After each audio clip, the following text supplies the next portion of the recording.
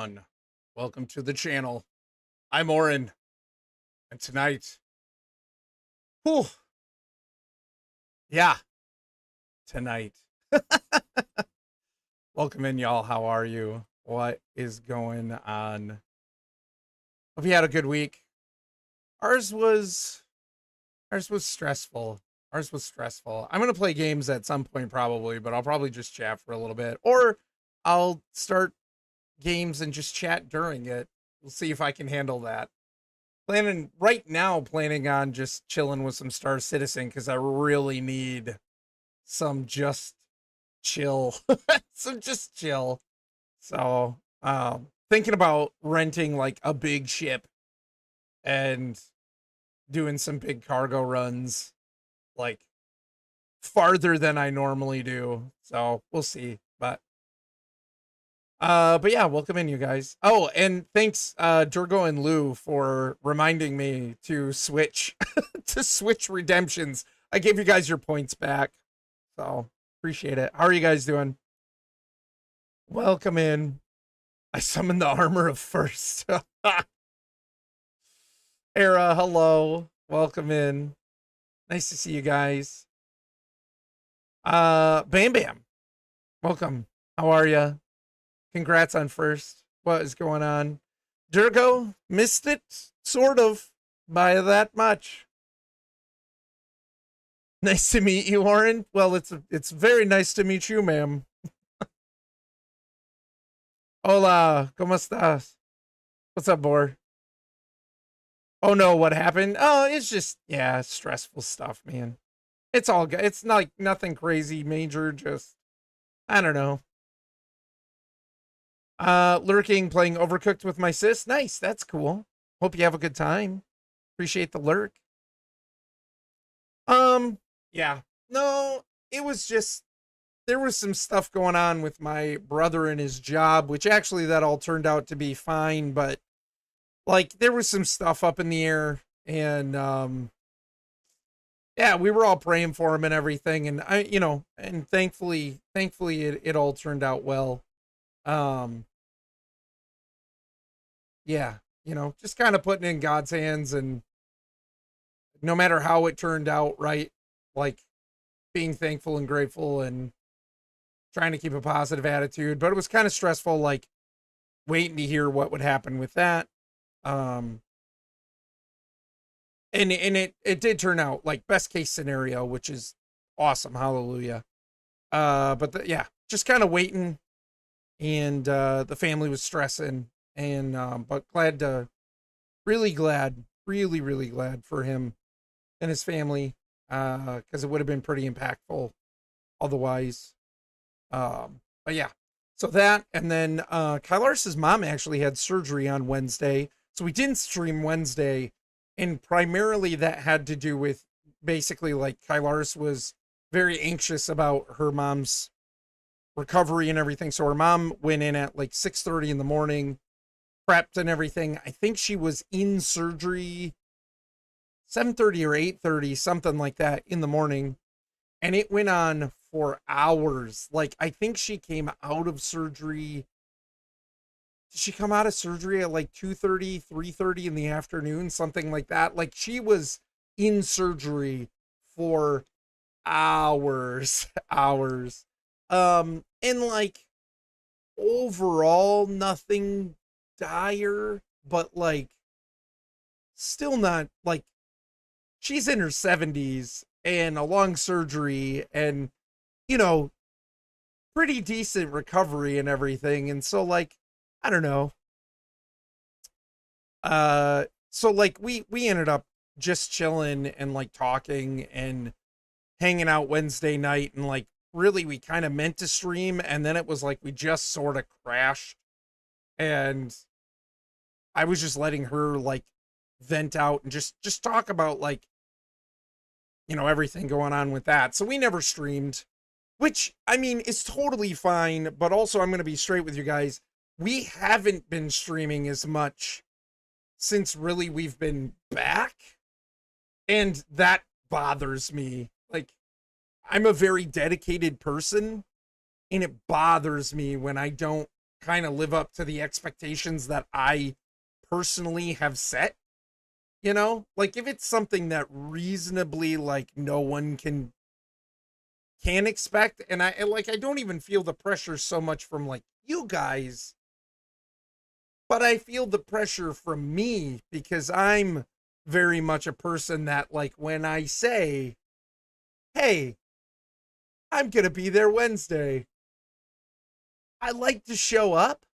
And so like I don't know. It just yeah. That's kind of all weighing on me a little bit. Um I don't always know what to do right now. Like we have a couple of like games that we're playing with friends that we're streaming with friends and things like that too, and trying to like line up schedules and desire and like I don't know. I don't know. We just haven't been able to play it much, play these games much, and it leaves me feeling kind of like, well, what do I do now? Like, I don't know. Just kind of in a weird it's kind of in a weird spot. So even tonight I was like, I want to stream. Kylaris is feeling really burned out. Like Kylaris is really needing right now just time to chill. And she's always liked streaming, but streaming for her isn't as chill as it is for me. For me, it's very much a social outlet that I appreciate. And for her, it's a little bit less de-stressing, you know? And so, like, she's needing kind of, it's not to say she won't come stream and play and have fun playing games, whatever, but like, she's needing a lot more time not doing that. And so, which is reasonable. And I mean, that's fine. She needs that time. But it also leaves me kind of feeling like, man, what do I do? You know? And I hate that feeling. I hate that feeling. So, and it's no one's fault. It's just, I just hate that feeling. So it is what it is. So I'm kind of having that week. And like today too, I was talking with Era this morning, even my morning, her night. Um, I was just talking to Era too about like how we were missing some people throughout the day at work again too. And my team at this point is so small that when we have anybody out, it's like impactful to the team. And I worked so hard. And I mean, like, thankfully, felt really good. I left work and there was nothing, literally nothing pending. Like, I had cleared out literally everything I could have done. I had nothing hanging over my head. So it felt good to leave and have that situation, like, build that situation. But I worked so hard today. And yeah, man, I don't know. I can't say I'm in a bad mood, but I'm not in a good mood either. You know what I mean? Like I'm not as peppy. I don't know, whatever. Watch stream totally turn that around because that happens. But like, I'm just, yeah, I'm not as peppy and stuff as I normally am today. So yeah, it's just kind of a weird day. So I'm like, man, I need to just go chill. So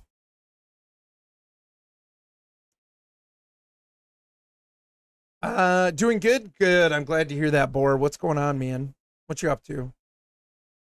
The never-ending story of stuff. On our end, the boy is back to normal now, it seems at least. Oh, hey, what's up, LG? How are you? What's going on, buddy? That's awesome to hear, Lou.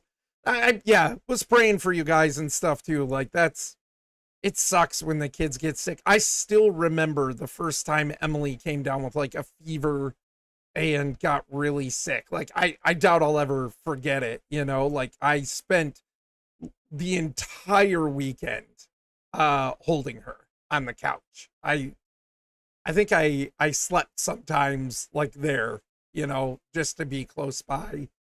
And 'cause we had like a pack and play like playpen thing that had like an insert for the baby to sleep on, like almost like a cot kind of thing or whatever, that totally safe, but like I think we put her there and I just slept on the couch. So I held her all weekend. because it's like, that's my baby.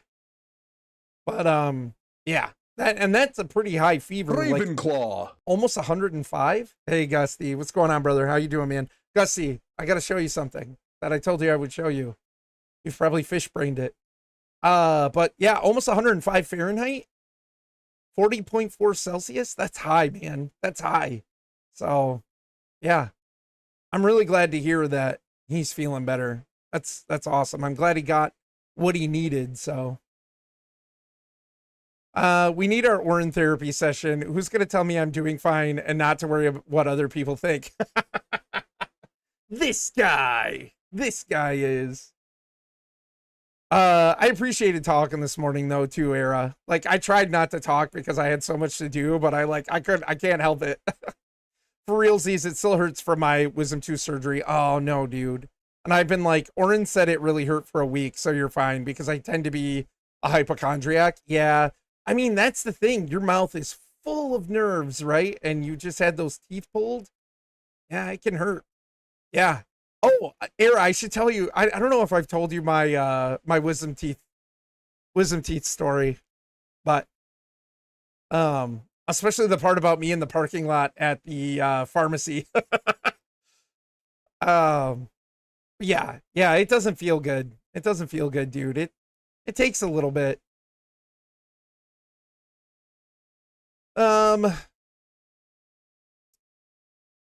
I was worried we were distracting you too much. What, stream? No, I make my own choices. I'm a big boy. I make my own choices. I got a ton done though. I really did. I buckled down. I got a lot accomplished. So, yeah, I held the baby so much and he was so hot that I was sweating. Yeah. I think what I did a lot is I put a towel between like my arm and her head. Yeah. What's up, Dayhawk? Some people say that elves are very shy. Octagon Velveeta. There's the big Amish. Hey, some people say that elves are very shy, but I think hobbits can be shyer. Nice one. What did the air conditioner say when it hit the dance floor? We condense if you want to. We can cool your friends behind. I'm good. How are you? I'm doing all right, LG. I'm doing all right. It's been kind of I was just telling everybody, it's been kind of a stressful week. Not overly bad, just stressful, just stuff going on, you know? So, it's really weird too, though, y'all. Like, I feel like with Miss Mayhem, I had such an amazing time, but I had like for the first couple of days this week, Monday and Tuesday, it's like I had this weird crash.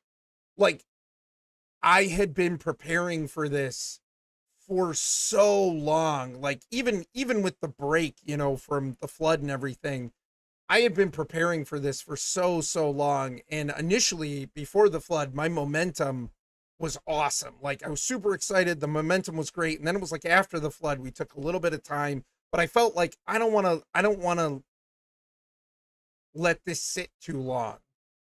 And I really pushed myself to like get back into it and prep it and get it going. And I don't regret that at all. Not one bit. But I think I spent so much time prepping and preparing and mentally, emotionally getting myself ready for it, that when the first episode was over, it's like exhaustion, you know, just sheer exhaustion from it. And like it was so good. We had so much fun. I hope you guys had fun with it too. It was a blast.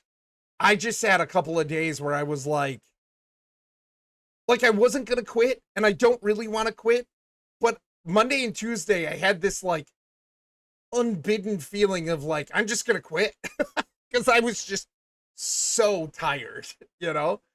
And like obviously realistically I don't want to quit. I want to keep going, and I'm excited for the next episode, but it took me a couple of days to like get out of this funk. And I don't know if anybody's Lou, I know you've run TTRPGs for a while and stuff. Like I don't know if you've ever had that, I know Locke said he's had that. Like, it's like you spend all of this time getting ready, and then it's finally there, and you've crossed that hurdle, and then it's like, my gosh, what have I done? So yeah, it's just been, yeah, it's been a decent week, but it's been, I can't say it's been stress free either. So glad to hear you're doing good, LG. That's awesome. What you got going on, Holmes? You getting ready? Are you back in school, LG, or are you getting ready for it? What's up, what time is it? It's the time I could get to stream. It is the time I hit go live and start talking. What's going on with you, man? Tomorrow for you? Yeah, it's true. I mean, this isn't the first time I've hit go live late, like later in the night. So Kylie Minogue has been living in my garden for a few weeks now. I just can't get her out of my shed. I just can't get her out of my shed. We're getting ready for it. Cool, cool. When do you go back? My kids go back on Wednesday. I think we're pretty well prepared. Kyler's took them out tonight to get new shoes. New shoes have been kind of the thing when we head back to school. But yeah, so she took them out to get new shoes, and I think that was the last thing on our list. I think they're pretty well prepared. I can tell you guys have spent so much time prepping this. While I hadn't played D&D before, I've seen a lot of actual plays on YouTube, and even productions with big money behind them aren't as good. Oh, well, thanks, Lou. Appreciate that, man. I mean, I did my best. I had help, absolutely. Not all of it is even my sole creation, you know? So, I utilized some community content and things like that too. That's out there. That's available in Talespire. So, and I mean, I guess I placed it and, you know, added to it and whatever, but like, yeah, I can't take all the credit, but yeah, just so much work, so much work. And we're even using like a pre-made campaign. It's not even like it's a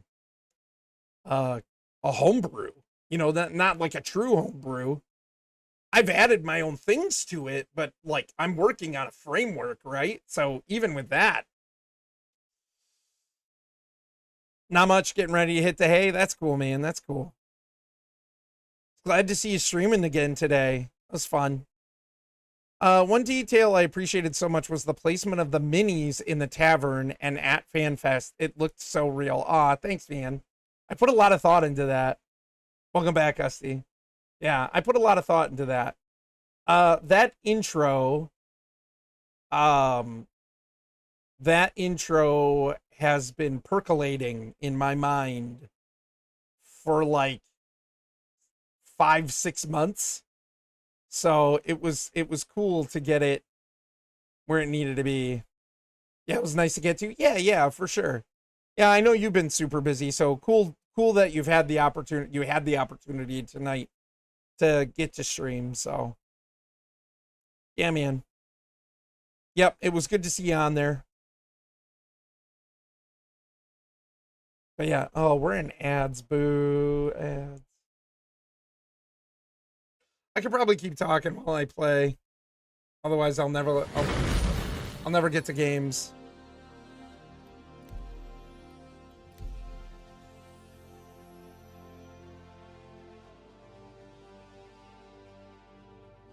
I want to rent a big ship. I'm wondering how much it would.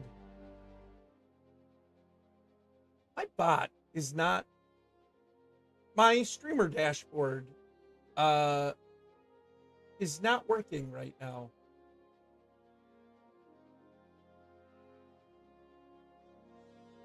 And I don't know if I want to take the time to try and fix it at this point. Let me see if I can do it. Nah. I'll deal. I'll deal with it. It's no big deal. But anyways, What was I gonna say? Yeah, Lou. Yeah, I spent a lot of time thinking about that intro. And actually, too, like I think I tried to make it very cinematic, and I had a lot of fun with it. Uh and now I really want to get into the mode of letting you guys set the pace and everything. Oh, don't crash on me, game. Uh so I'm always open to feedback, and after we were done streaming Mists of Mayhem and playing, I did say to the crew, like, I am totally open to feedback, constructive feedback. If you have it, I would love to hear it. And Locke did give me some feedback that I thought was on point and very useful. In saying that, like, hey, maybe try to like ensure that we're, like I'm facilitating, let us sort of like do stuff.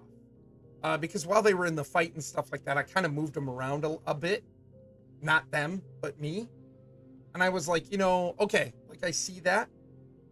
And I think it worked. And he thought it worked too, for the intro being kind of a cinematic experience. But also I think that feedback is important moving forward. Like, I might have to restart my game. I think that feedback is important moving forward, to not get in the habit of like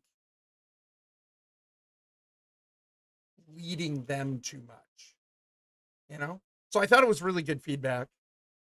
And like once the couple of days of like bleh were over afterwards, then it was like, okay, I can look at this and apply it. And I really didn't think about it the couple of days, so it's not like I was dwelling on it or anything. But it was like, okay, now that my head is clear and I'm kind of over this, like I'm exhausted, how can I apply the feedback that I receive, right? Because if it's good, constructive, reasonable feedback, my inclination is always to go, okay, now how can I apply that for a better product, for a better show, for a better, not even just product, but like a better time, Yep, for sure. I enjoy establishing an open sandbox like a town or something after the first session for players to explore. Yeah. Well, just even like, here's the scenario. Go. You know what I mean? So, good point from Locke. I think moving forward, it's less you go here and see this and think this, but it works for setting up the first session, especially for new players. Yeah, and I think like, especially even for Tailspire, where it's like we have 3D minis and I have a very specific idea of this is how I get you guys together. Like I said, for me, I was looking for more of I was planning a cinematic intro, but that's as far as it should go. It should be the intro. And like, kind of the cut between daytime and night. You know what I'm saying? Like that daytime to night, or night with the concert to daytime cut, right? Here's where you're at. But, but I really need to now get into the mode of going forward. You are now on this board. This is generally what's happening and what you see. Like, here's the setup for the board. Go. You know what I mean? And then facilitate that. So, which I think is always my intent, but I think the way I started, it's easy to get in the mode.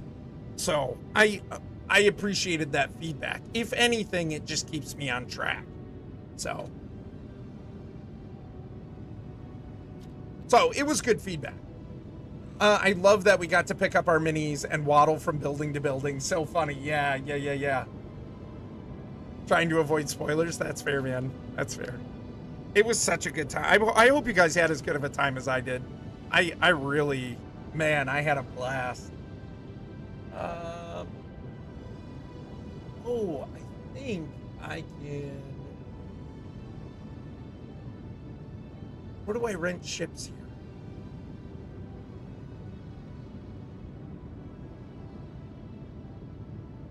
Where do I rent? Oh, what's it called? Hold on a second.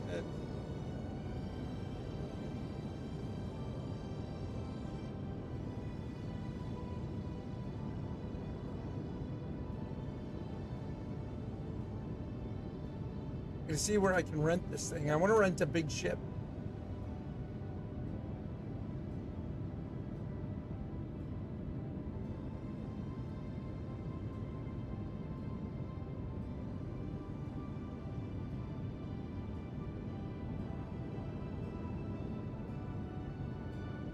Oh, New Babbage. Okay. We're gonna go there. We're gonna try and go rent that. I might waste a little money, but whoa, 160,000 for 1 day rental? That's a lot of moolah. I don't know if I'm doing that.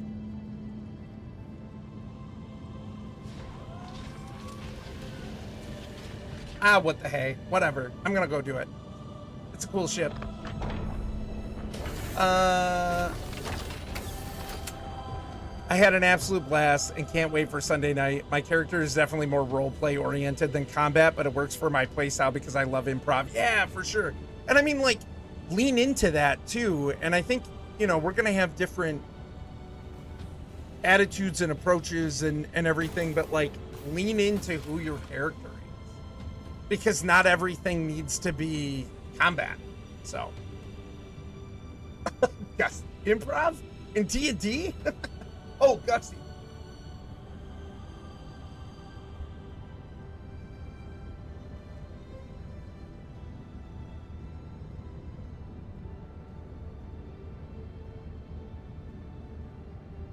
Should have put in my hoops for you.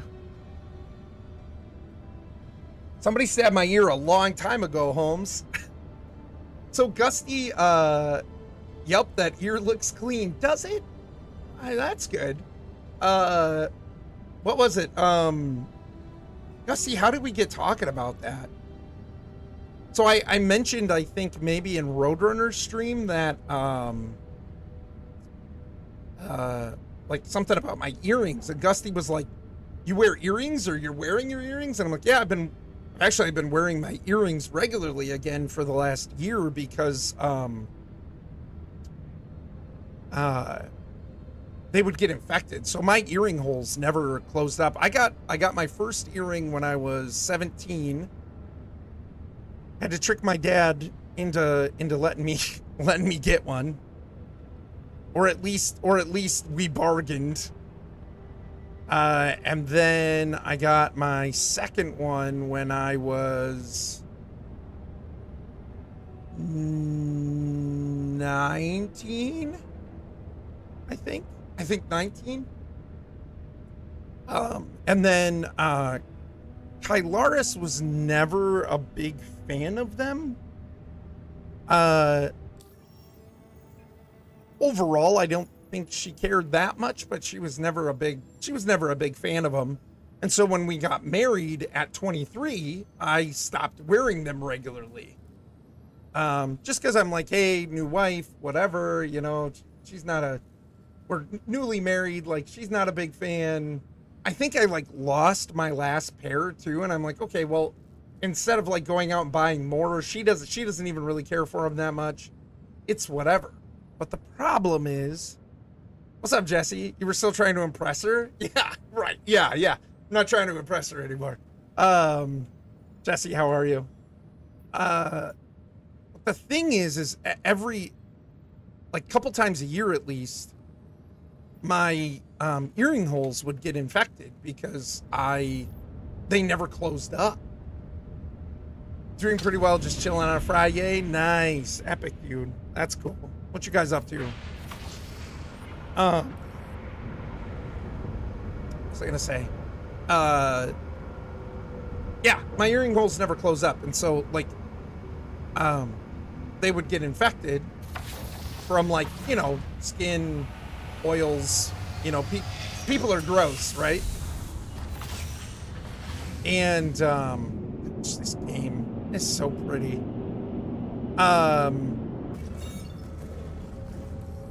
And so I would always have to, like, put some earrings through anyway to just kind of, you know, get the crap out of them, really. And you know, wear them for a couple of days, clean my ears, or clean my ear, and then, you know, and then I take them out again and give it a few months, and they start to hurt and they start to get red, and like they get like hard, like the things that I have poked out of that, you know, is gross. And so, like, you know, like hard stuff, chunky stuff. And so it's like, yeah, man, so about a year ago, I'm just like, I'm just gonna go back to wearing them because I'm tired of this. And the last time was like really bad. Like, I had to have Kylaris actually like get the crap out of it and get the earring through. Not because the hole closed up, but because there was just so much crap in it.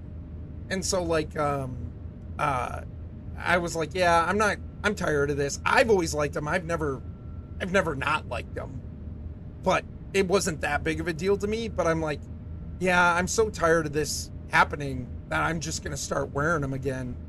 And so for the last year-ish, a little, like right around a year, I've been wearing earrings. And I mentioned that, and Gusty was like, whoa, I never knew. And Kylaris was like, well, yeah, you usually see him with headphones on, right? So, I do have a pair of like small silver hoops. I love the sound. When I have a fan on or something like that, or my head moves a certain way, I've always loved the sound that the air going through hoops makes. Anybody who's had hoops knows what I'm talking about. And then I have a pair of like steel, like stainless steel studs. So.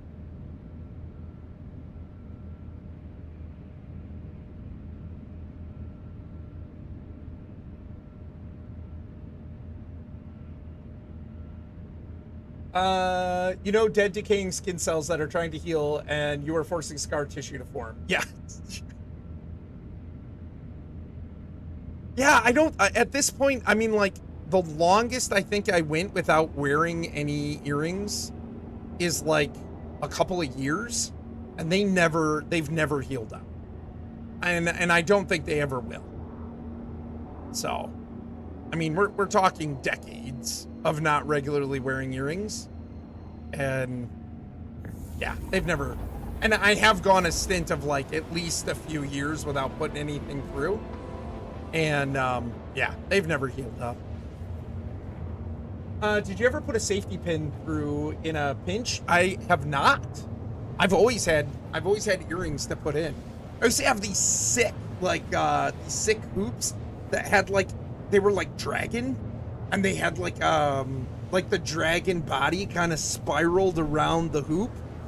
And then there was like it was almost like a gazing ball or whatever, like some kind of orb. You know, and oh man, I love those earrings. They were so cool.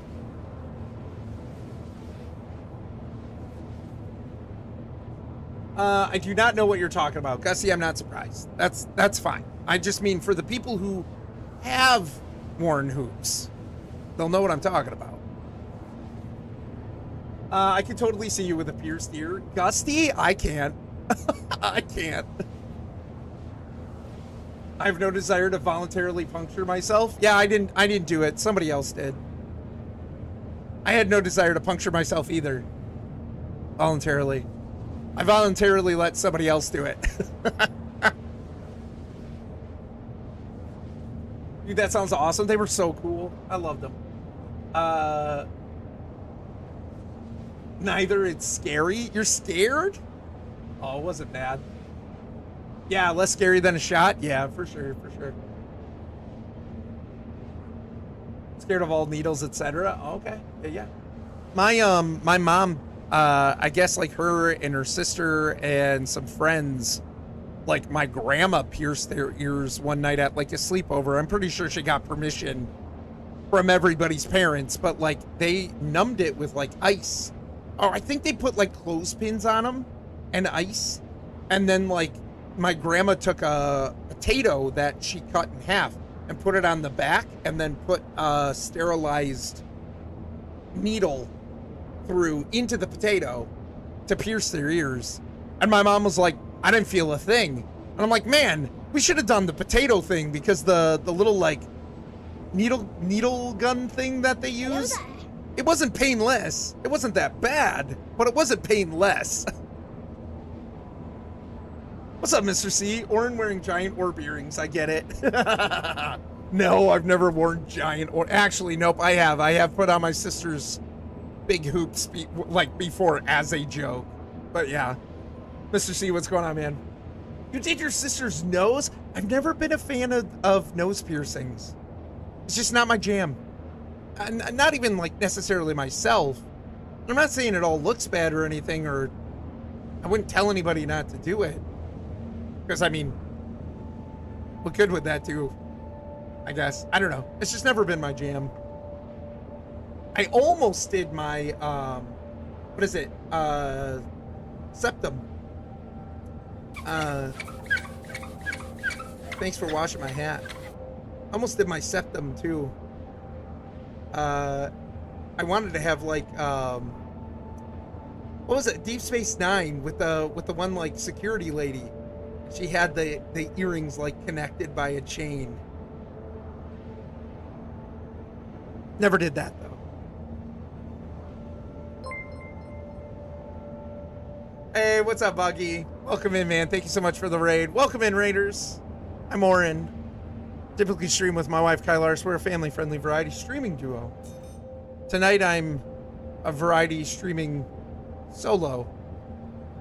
How's it going? What are you guys up to? Y'all, Buggy's on my family-friendly streamer list. You guys probably all know. I don't think there's anybody new here right now. Buggy, thank you so much. What are you guys up to? What's up, Mrs. Buggy? How are you? Lou, please no. Amazon has some amazing piercing needle kits. Yeah. See, I think if I ever did it again, which I won't, but if I ever did it again, I would get something like that. Oh, septum is nose. That's right. What's the cartilage called on top of your ear? What's up, Heather? How's it going? Played some Pantheon? Epic. Nice. Did you guys use the leveling NPCs to like get a specific level range, or did you like start over from level 1? Because I know they did another wipe. Heather was battle cleric, I was shaman. Nice, that's cool. Nice. Tonight was the first time I played a game in like 3 weeks. Wow, Heather, yeah. I bet you're pretty busy. Has school started already? I gotta think like your work has started in prep for school, right? We were level 40. They forgot to wipe this week. They forgot to wipe this week. They did. Oh my gosh, that's funny. You started last Friday. How's it going? How's everything going with that, Heather? That's epic. And how's like the house situation? Man, I hope the job's going well. I've been working most days from 8 a.m. to almost midnight. Poor Buggy. Oh my gosh, Mrs. Buggy. That's rough, Holmes. It's a long day. Oh, Helix. Helix is the top one. I also have my Tragus Spears. They say it's supposed to help migraines, but also not helpful. Oh, good. I need to get to... Hold on. We're gonna stop a minute. Yeah. So I thought about doing that, but that was teen young man Orin plans that never happened. So, it's going good overall. Just a lot of work to learn a new curriculum / subject area, then to teach it. Yeah, for sure. I believe it. Well, I'm glad to hear it's going good. Yeah, how's the house situation? I thought last I heard you guys got that house. Did that all go through, or are you still in the process? But yeah, dude, that's awesome to hear. I'm glad. I hope it continues. I hope you have a great year, Heather. But yeah, it does. Once you go back to work and everything with the kids and stuff, it's hard to game. You know, sometimes something's gotta give, especially at the beginning. At the very least, at the beginning when you're getting it all worked out, right? And I mean, you know, thankfully, gaming is the thing that needs to. You know, it's like you don't want to like not game and hang out, but you know, also if something's got to give, you know what I mean? Gussie, thank you so much for gifting that sub to LG. LG, congrats on the sub. Appreciate you guys' support. Thank you. Yeah, dude, that's epic. Yeah, so I mean, oh, good. I still have new Babbage. Mark. Hugh has made a hobby at looking at houses online and checking some out with our realtor, but not sure how soon we'll try to move right now. Oh, okay, gotcha. Stuff's kind of up in the air. Oh, it's a little LG Bunny Bug Twitch, baby. Star Wars Starfighter just got announced for May 2027. Hope it's good. Star Wars Starfighter. Is that going to be like Squadrons? Because that one wasn't very good.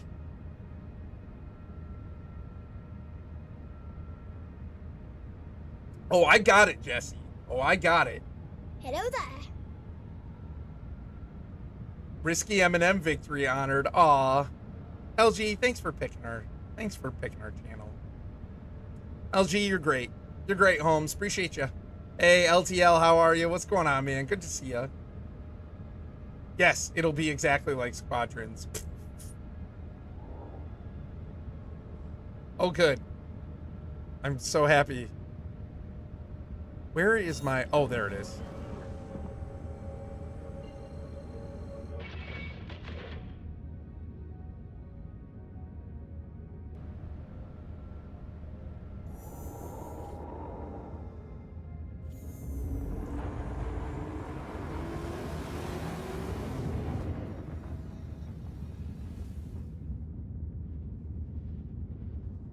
I like my new starter ship though. It's pretty cool. It just can't carry that much cargo.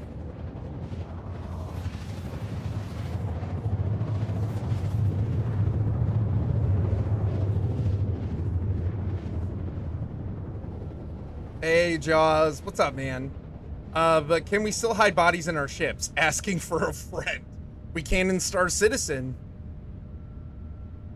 We can in Star Citizen. Jaws, what's going on, man?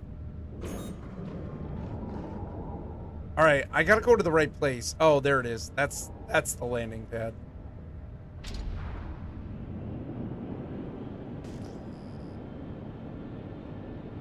Grand Texaco.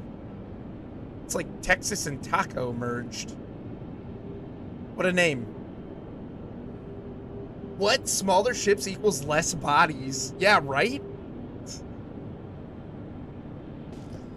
We need bigger cargo hold. Iron Conquest. Dun, dun, dun. Texas tacos are the best tacos.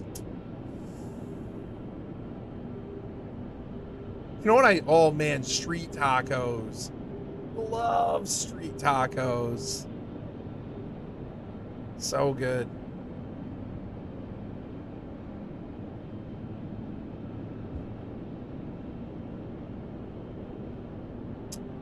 Is Era still there? Era, are you still there? I'm glad this week is over. Jaws, preach. Life is a little crazy right now, to be honest, but now I'm here and everything is better. Appreciate you, Jaws. Thank you. Yeah, I had a little bit of a stressful week too. I wouldn't say it was bad, but it wasn't good either, right? Fish tacos, yes. Might make that tomorrow. Epic, epic, Jesse. We had like some shrimp tacos. I've talked about this before. We had shrimp tacos at a place in Disney. What was it? The ABC Commissary, I think it was called. And they were spicy and delicious. And Kylar's and I, when we got home, like immediately looked up a copycat recipe and made them at home. And it did not disappoint. Like, so good. Here's my landing pad.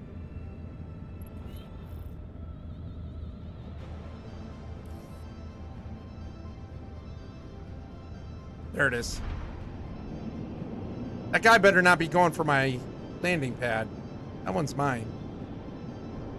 Is it out the front? It is out the front.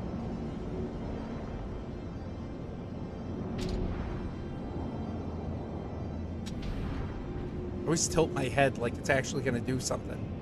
I'm still looking at the same screen that hasn't moved.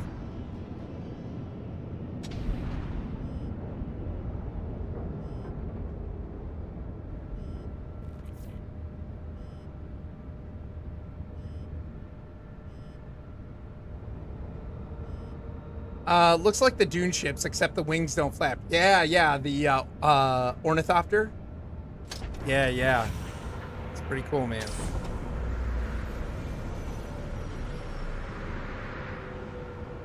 We don't know too much about it yet, except that it's starring Ryan Gosling and the director Sean Levy. Oh, I thought Lou was talking about like the video game version of it. Like, I know that there's like Starfighter coming out with Ryan Gosling, but I guess, I mean, and maybe this is just jaded Orin. I'm not that excited about it. I mean, I'm gonna wait and see how it kind of pans out, but I heard the premise is he's trying to get his nephew to Rey, and I'm like, it just sounds like, generally speaking, it just sounds like Mando trying to get Grogu to Luke again, or to the Jedi, because he didn't know who he was getting him to. And they really...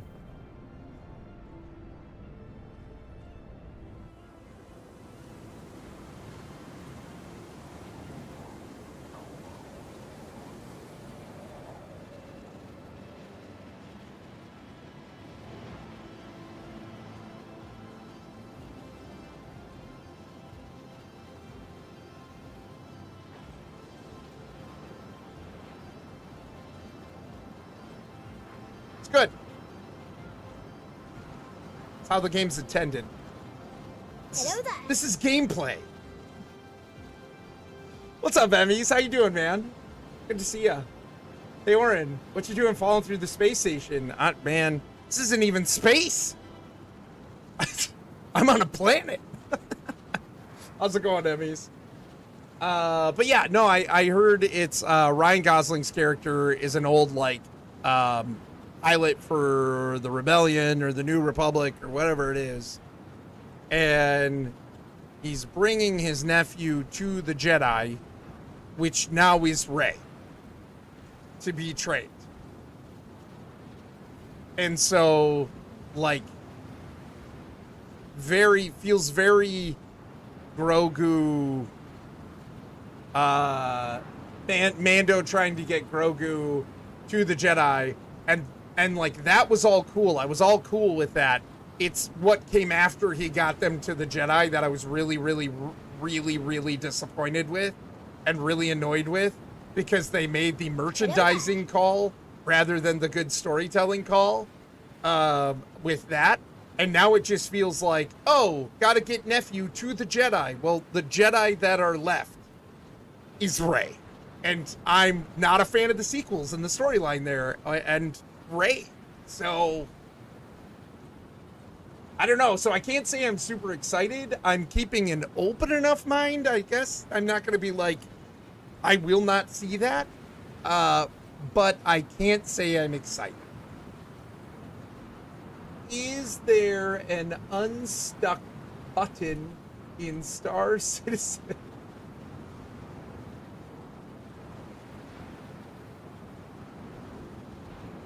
I need to hold down the backspace key to self-destruct.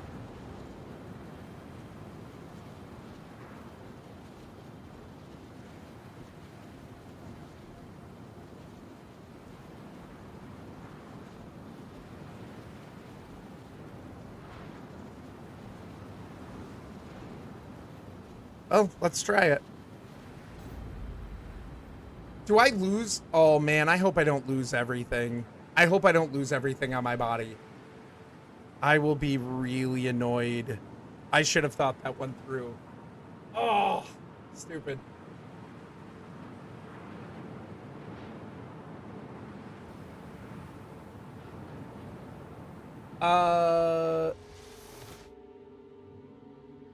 Yeah, but except that it's starring Ryan Gosling, and the director Sean Levy has been advocating to work on a Star Wars movie since the mid-2010s. Dude is apparently a lifelong Star Wars fan. Yeah, that's cool. I mean, they all say that. I'm not doubting him. They all also say that. Pretty sure Ryan Johnson was like, yeah, I love Star Wars.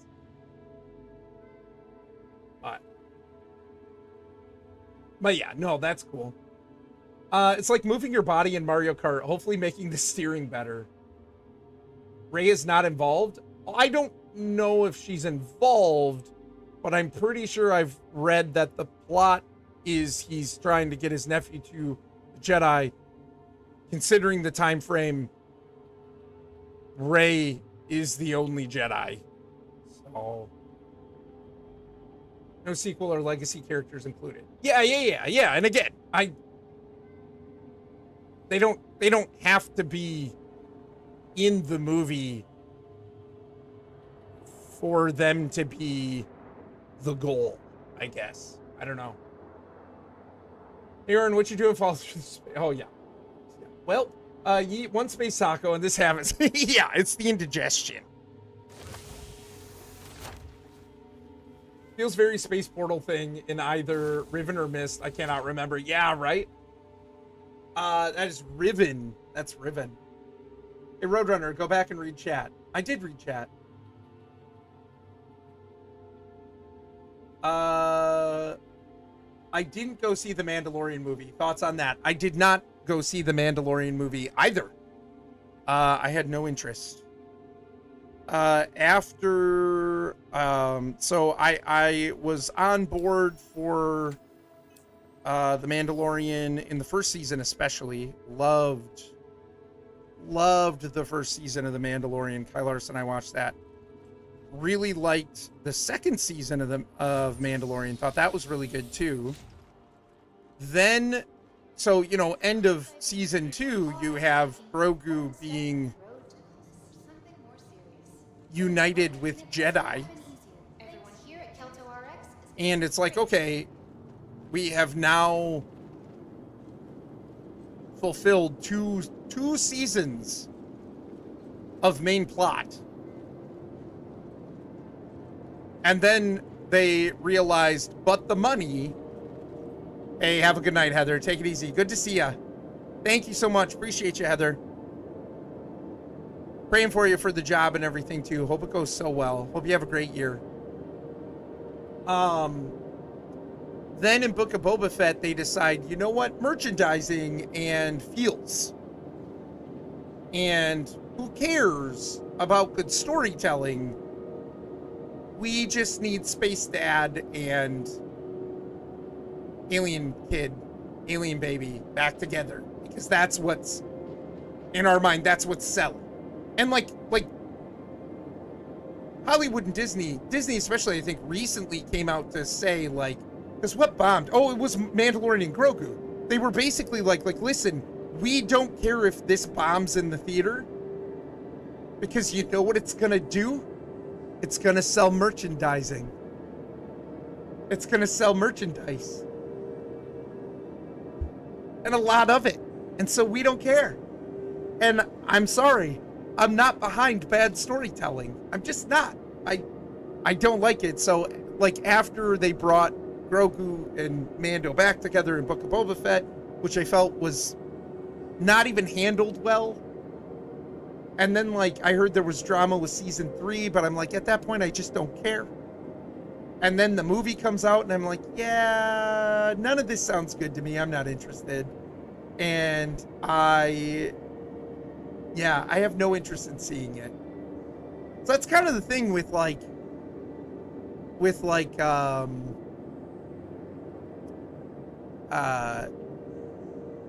Starfighter is like, I would still really love a good Star Wars project. But I almost wonder if they've sort of like gone too far now for me, where it's like you kind of ruined the foundation. And so anything you build on that without some major changes, which is basically you build a new foundation in the lot next door, right? Like I don't know how you fix this, but I don't know if I can be excited. And so it's like, I still love Star Wars. I still love the original trilogy. The prequels have their problems, but I still love them. I would rewrite them, but I would keep a lot of elements of the prequels. But there's just things I have problems with. But I still think overall, great storytelling, great characterization, like it fits. It's narrative that fits with the original trilogy. I like it.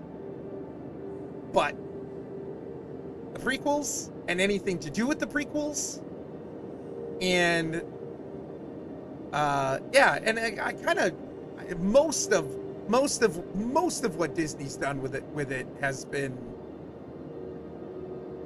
lackluster at best for me. So I don't know.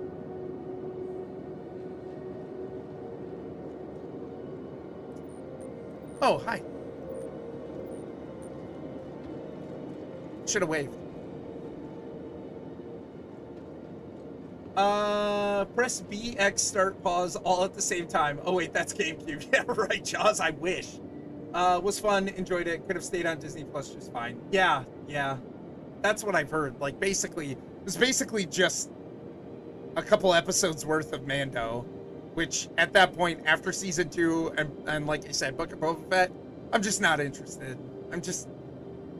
How do you come back from that? Like here was the goal.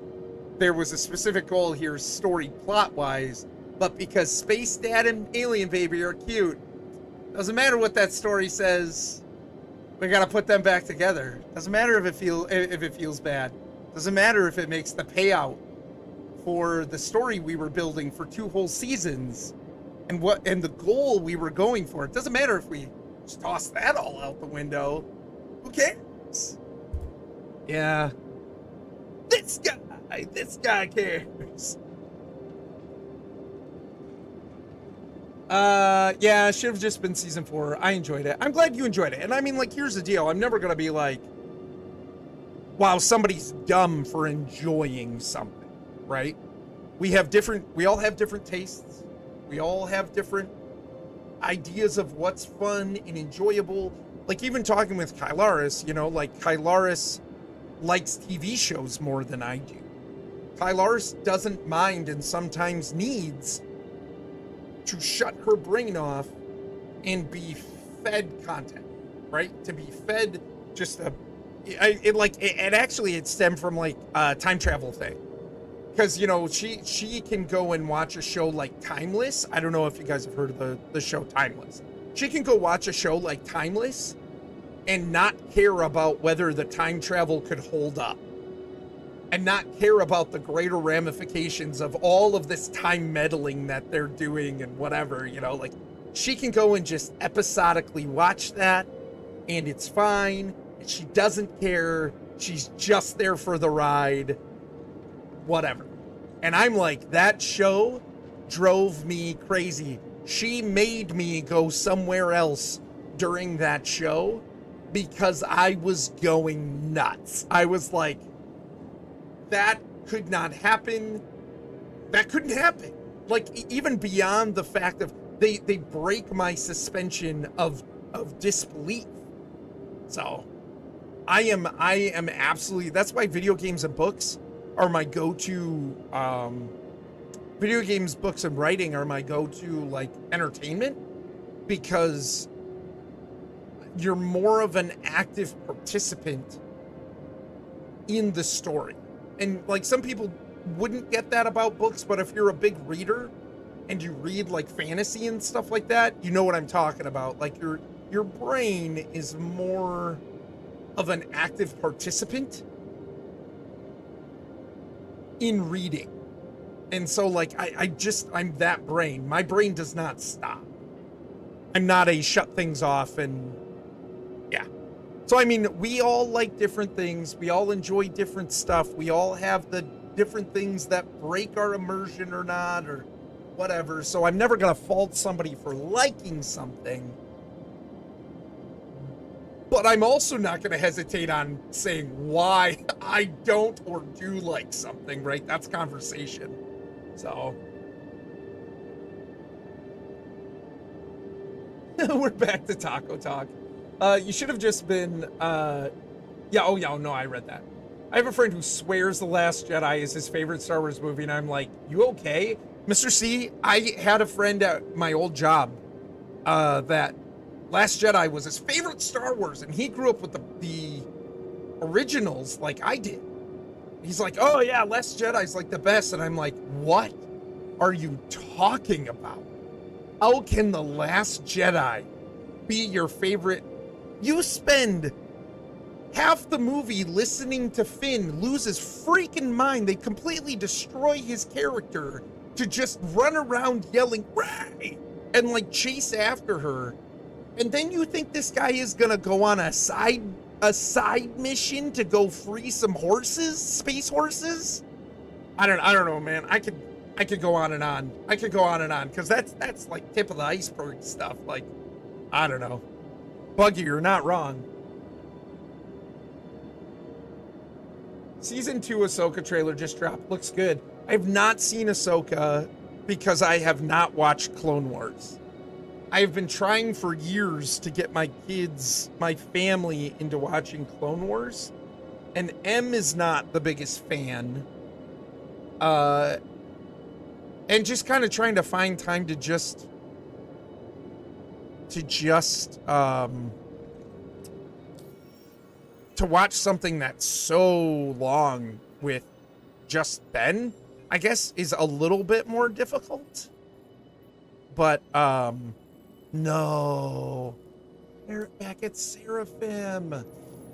Oh, but anyways, I also kind of heard the Ahsoka show kind of in the way that, like, Book of Boba Fett really just became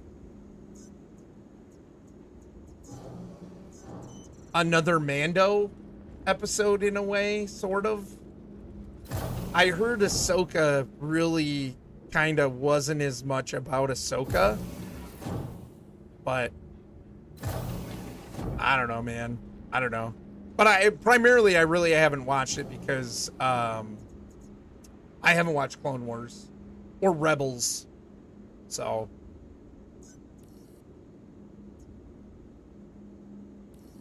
I didn't want to watch Ahsoka until I've watched Clone Wars and Rebels, because I like context. So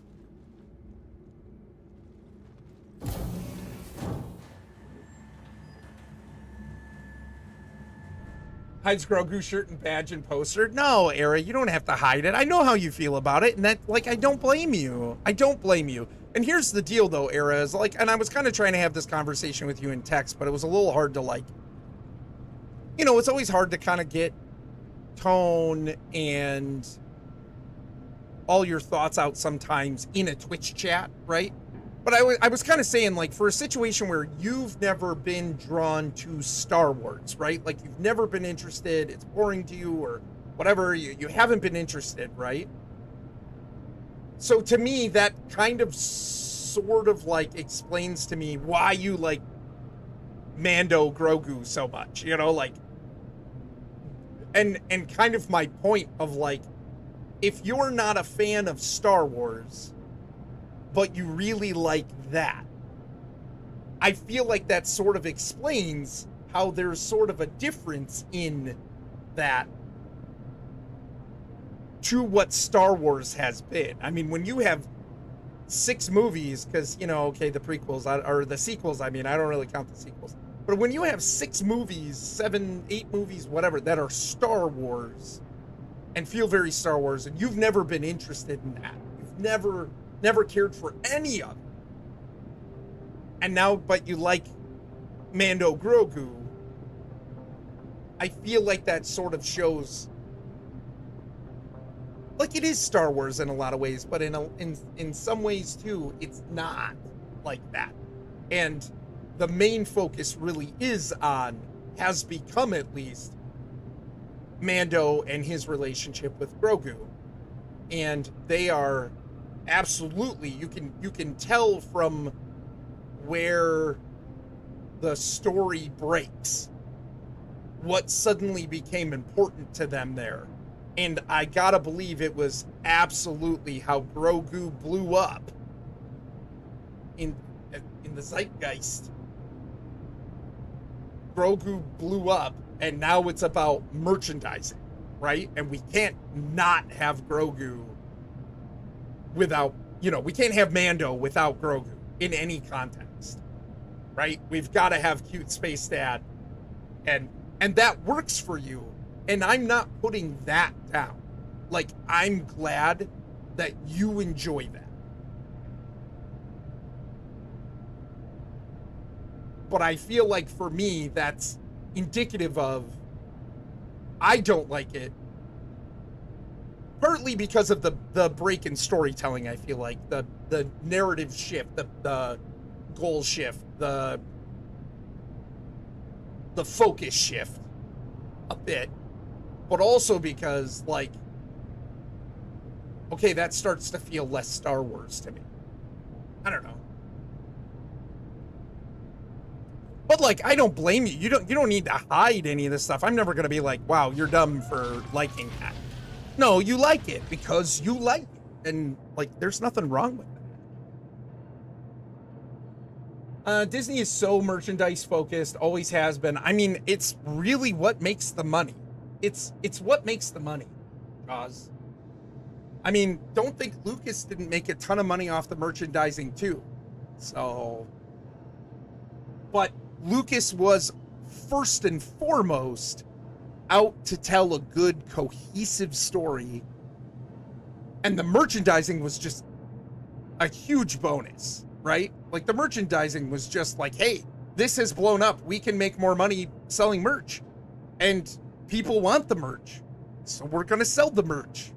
I don't blame them for that. Disney, I feel like, cares less. And I mean, like, I read an article about them talking about the failure of Mando and Grogu in the box office. At least not what they expected, not what they wanted to get out of it exactly, or like what was forecast or something. And then there was another movie, 1 or 2 other movies, I can't remember what it was. And they were basically like, yeah, we don't care. It's going to sell merch. We're good. Like, this is basically a billboard now to sell the merch. It feels like the 80s again, with like the 80s cartoon, like He-Man, what else? Like Transformers, you know, those cartoons were all just to sell merch. He prefers good storytelling, like the other way he hurt his thumb. I do like good storytelling. Has Disney even made back their investment into Star Wars yet? Emmy's probably not. I don't know, man. I don't know. I'm not going to make any kind of claims, but I would be surprised. I would be surprised. But why are you excited for Luke's previous character arc to be completely ruined? Oh man, Jaws, good question. I'd be interested to see the numbers too. Yeah, right. I mean, who needs a plan, right? Who needs a plan when you've bought one of, if not the biggest intellectual property in the world? Who needs a plan? It just makes money. It just brings money. You don't need a plan. Plans are expensive. That show was so good. What show, Buggy? I don't believe you too, though. Oh, Timeless. You were talking about Timeless. I do believe you. I'm glad you liked it. I hated it. I hated it. Yeah, Timeless. Yeah. None of it made any sense. She's willing to suspend her disbelief. Yep. Yeah, I like brain off TV. That's fair. Yeah, that's fair. I mean, like, and again, I'm glad that you have that then. If that's something where you relax and you enjoy it, I'm glad you have it. I really am. Like, just as I want entertainment that appeals to my tastes, why wouldn't I also want you to have entertainment that appeals to yours?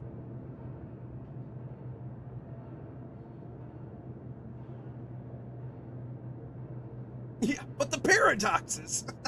The sacred text. Lou's been saying that one a lot lately, and it's been cracking me up. The Last Jedi doesn't even make sense. The only thing it had going for it was the music and the visuals. The music was great. The Last Jedi gets a lot of crap, but nothing is worse than Rise of Skywalker. Yeah. Yep. They're all... yeah. John Boyega, when he received this part of the script on that movie, oh my gosh. Or, I mean, no wonder John Boyega was ticked. I was ticked. I thought Finn had the most interesting character intro. And I'm like, man, I want to know more about Finn. John Boyega did an amazing job playing Finn, acting Finn. And I wanted to see more of that.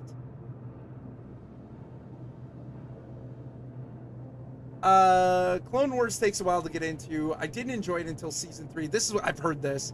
I feel like they couldn't decide if they wanted to be a dumbed down kids show or anime for adults, so the tone is all over the place in the early episodes. I've heard that, Lou. Ahsoka is better than Mando season 2 and 3, but not better than Mando 1. It's definitely the best lightsaber Jedi stuff Disney has put out. See, yeah, I don't care as much about that. Like, the visuals are cool, and of course I like lightsabers. I grew up with Star Wars. I grew up pretending sticks were lightsabers. I love lightsabers, but I also, like, you'll never hear me say, come out of watching a Star Wars movie or show, the last thing I'm going to talk about is the lightsaber battles or the visuals. I am all about the story. Does the story make sense? Did the story do for me what I wanted it to? I am all about that story. And the characters and stuff too. Like, did I enjoy the characters? I don't know. The last thing on my list to talk about will always be the lightsaber fights and the because even if you look at the lightsaber fights in the original trilogy, now obviously they didn't have the tech that they have now. Obviously you're not going to have not Richard Harris, what was his name? Obi-Wan. Why am I blanking on his name right now? Somebody's going to tell me. I cannot believe I'm forgetting his name right now. You know, it's been a week. What's it? I'm gonna be so disappointed in myself with. Anyway, old Obi-Wan. You're not gonna expect that guy, like a stage actor who wasn't incredibly happy about Star Wars anyways. You're not gonna have that guy doing crazy acrobatic lightsaber battles or whatever. Alec Guinness, thank you. Yes. you know, even Luke's fight against Vader, which I thought was epic and still love to this day, is nothing compared to the lightsaber battles that we get in the prequels. But I still love them. Or, you know, even, I mean, Luke's battle with Vader in Cloud City, like in Bespin, is pretty good. But, you know, compare that to Qui-Gon and Obi-Wan fighting Darth Maul. Or, you know, Anakin and Obi-Wan's fight and stuff like that. You know what I mean? Like, hey, Era, have a great time at work.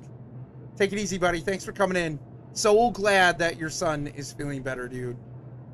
So glad. I hope this gets better, too. Very soon. Hopefully you turn a corner within the next couple of days. So, one more, like just today, right? And then you're on, you've got your weekend, right?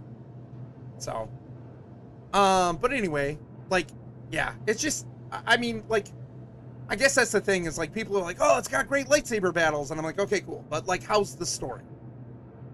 Because if the story sucks, it could be the coolest lightsaber battle in all of Star Wars history, and I will not care if the story sucks. Yeah.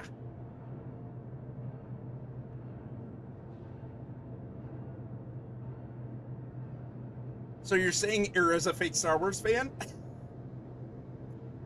No. Era has straight up said she's not a Star Wars fan. Era is a Mando Grogu fan. I thought the Acolyte actually had the best lightsaber fight since episode 1.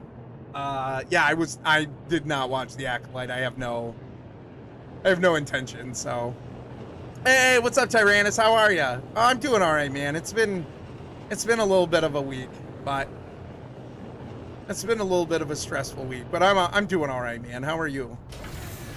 Doing pretty good? Good. Glad to hear it. Good to see you. The rest of it wasn't so great, but really good fights. Yeah. Yeah, that's why I call myself a Mando fan and not a Star Wars fan. I feel like they've made a show/movie just for me, so I don't mind if Star Wars fans don't like it. I like not having to worry about them being separated for long or dying. Yeah, that's fair. Yeah, that's fair.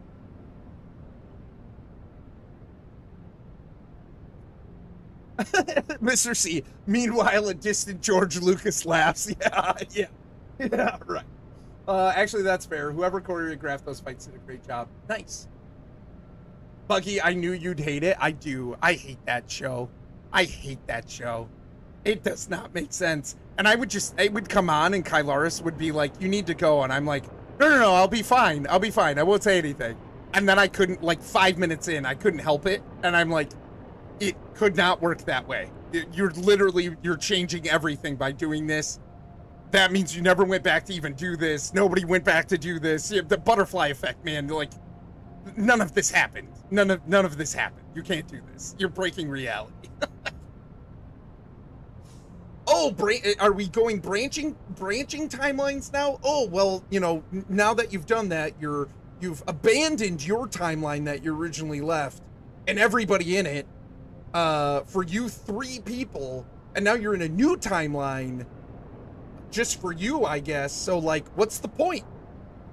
I'm not being a nihilist here, but you feel like all the people you cared about? Yeah, the version you knew? Yeah, they're doomed. Because you don't go back to them. You go to a different branching timeline. That comes off as super selfish and like, yeah, that doesn't make sense. You guys, don't get me going on time. Don't get me going on time travel. Is it the word time he hates? No. You've never seen it? Timeless? Oh, man. Kylaris liked it. I hated it. The sacred footlong spatch. I get this reference. Yeah. I don't feel like it needs to be explained. The prequels updating lightsaber dueling works for me the same way Yoda is updated to CGI. Yeah.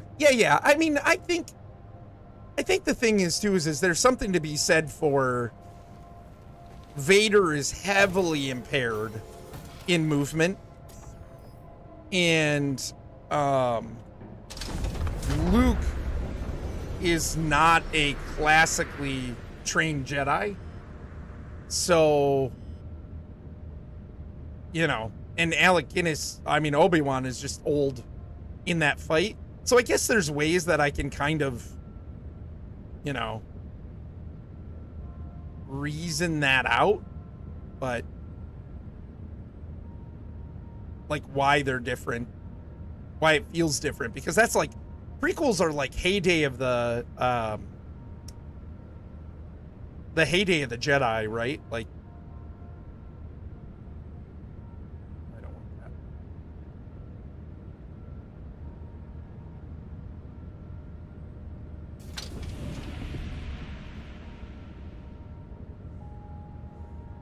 that. You really need to play KOTOR 2, Oren. It's still some of the best Star Wars writing we've gotten, in my opinion. I did play KOTOR 2. I just didn't finish it. Did I finish it?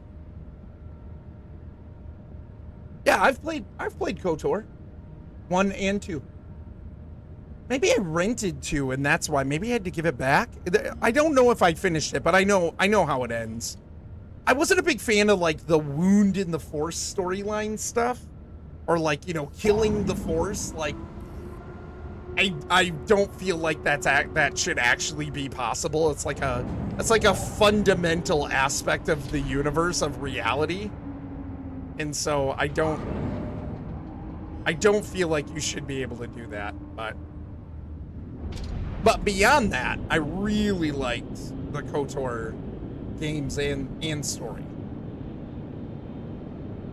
Reading some old RP and looking back at my old writing. Oh, nice. That's fun. Epic. Going to bed now. See you later. Hey, take it easy, Boar. Hope you have a good night.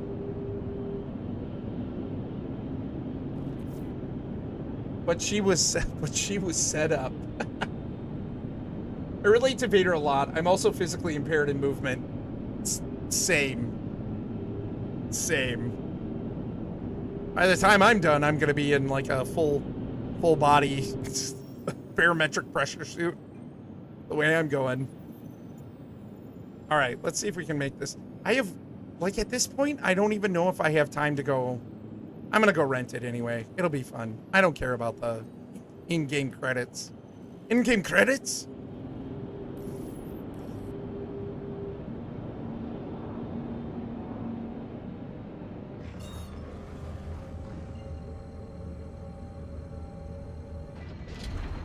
I'm not gonna have time to do much, but we'll go do it anyway.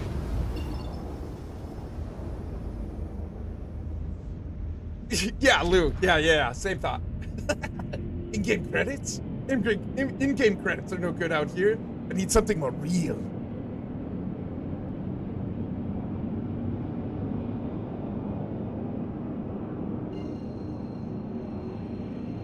Jaws, epic.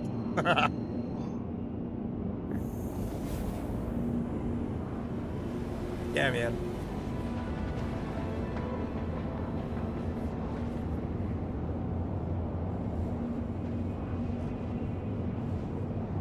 Yeah, man, I will say, Mando Season 1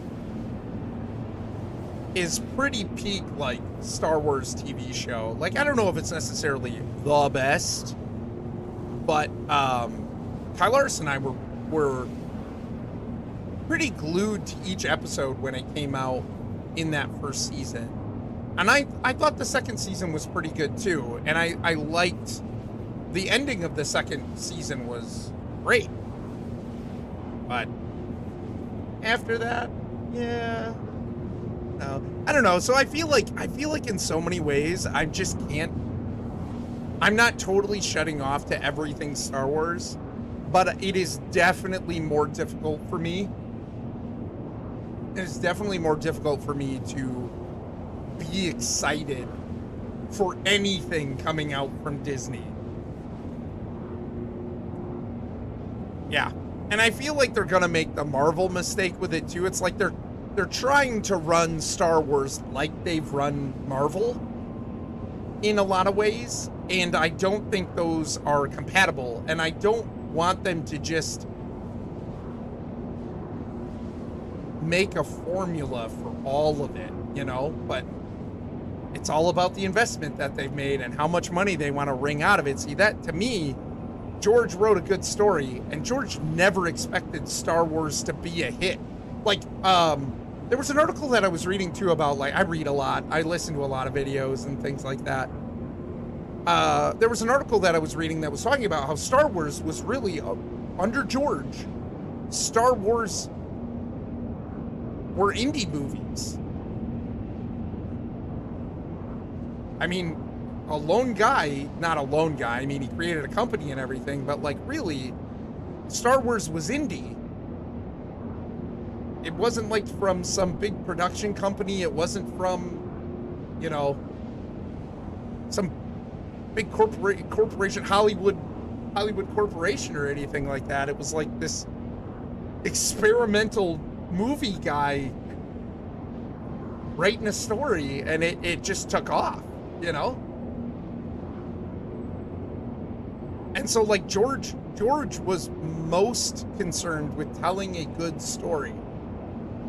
And he did. And it gets turned over to Disney, and now it's become less about telling a good story and more about just what can we do to make the most amount of money off of this thing. And when you shift focus like that, I think it becomes pretty apparent, you know, when we've had decades of being under the guy that just wanted to tell a good story. He's not going to say no to the money. Who would say no to the money? Who would create something they're passionate about and a whole bunch of people are interested and like it and are willing to pay you money for it? Who's going to say no to that? Right? Like, you're set because you creatively came up with this thing and people love it all over the world. Who's going to say no to that money? Right? But I feel like George was still passionate about telling a good story. That was his focus. And, you know, when you have decades of that, then I think it just becomes very clear when it's in the hands of someone who doesn't care as much about that now. And I feel like the products follow suit. So, same here. No more midnight releases or real hype until I hear about how it was, right, Emmys? Like, that's the thing. George had our trust. And it wasn't all perfect, but overall, I trusted George to want to tell a good story. I trusted his priorities. I trusted his insight. I didn't like all of it, but I trusted. I do not trust Disney. And when they first bought it, I was open to what can they do with this, but they have progressively eroded my trust. And so now they're coming out with Starfighter, and I'm like, okay, like, I kind of don't care. Like, I'll wait to hear what people think and hear about what it is. And I mean, like, and I genuinely don't want to hear that it's bad. I would love to hear that it's great. But do I trust that it's going to be great? Nah, not really. So I'm not excited. I can't be excited anymore. So, I don't know. And maybe it'll be awesome. That'll be fantastic. I mean, if what Gussie is saying is true, and there's literally no tie-in or implication or whatever of anything tied to the prequels, amazing. But I don't know how they pull that off when you're trying to get a kid to a Jedi to be trained. And the way Disney has set up this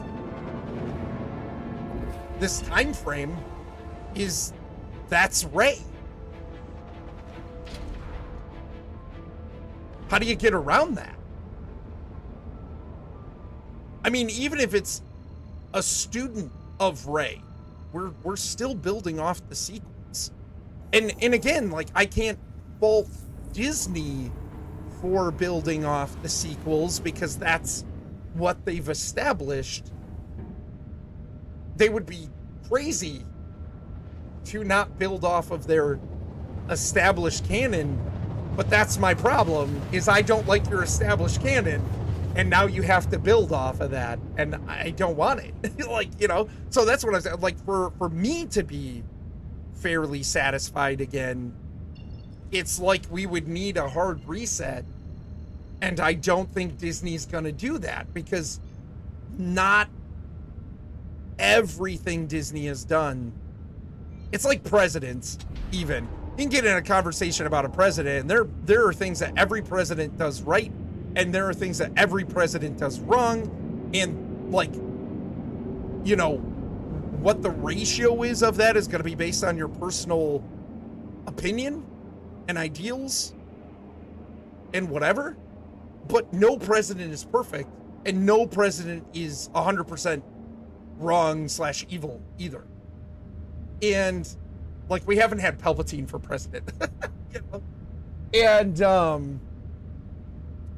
And so I don't think Disney's done everything wrong, and they don't think they've done everything wrong. And so the things that people have actually liked about sequels, Disney era Star Wars, they're not just gonna chuck it out. Like, I don't know, man. It's really complicated now, and that's another thing where, like, my trust just gets kind of lost, because, like, you can't, how, like, reasonably speaking, how do you can it all and start over? And maybe there's a way where people can be, like, a good chunk of people could be satisfied, but I don't know, man. I don't know. I kind of almost feel like the ship has sailed. Hey, what's up, Goose? How's it going, man? Thank you so much for resubscribing. 54 months.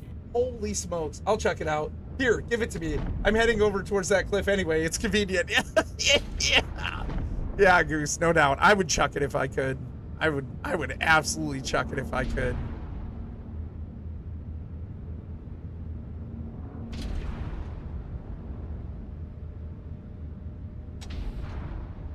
Goose, how's it going, man? What's going on? There's two things we rant about on this channel: time travel and Star Wars. And Disney era Star Wars. It's going okay. Super glad it's the weekend. Brosif, breach. Me too. Me too.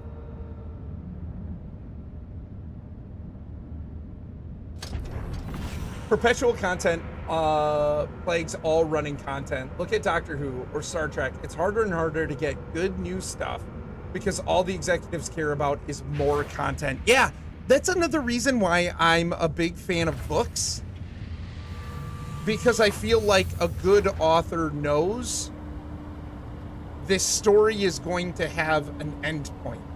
And people can imagine what life is like after that for your characters, but a good author knows this is the natural best end for my story. And that's it. I told the story that I'm going to tell.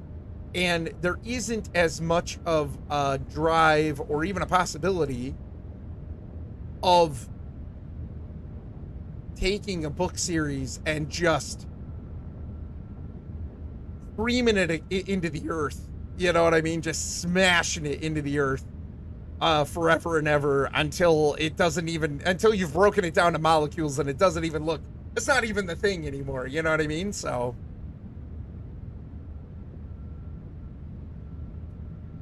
corporate influence ruins everything. Spider-Man 3, Mando 3, Avengers 5, Phase 5, the list goes on. Yeah, because corporations are looking for, we need to, at least current corporate mindset is, we need to continue to make money off of this as long as possible.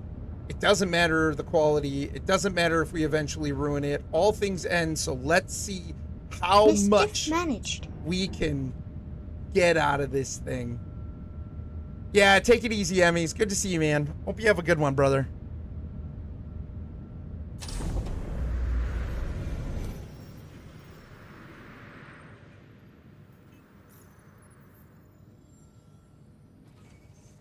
Apparently I keep like shooting out like chaff. Like countermeasures.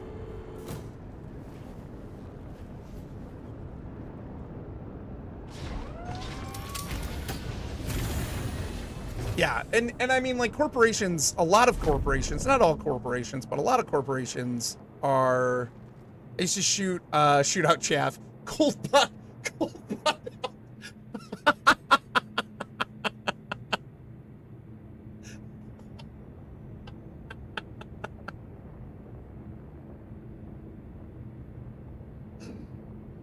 Hold on. It's got to be this one. Yeah, there we go. There's Goose. I used to shoot out chaff. Old Bond held. I snorted a little. Goose.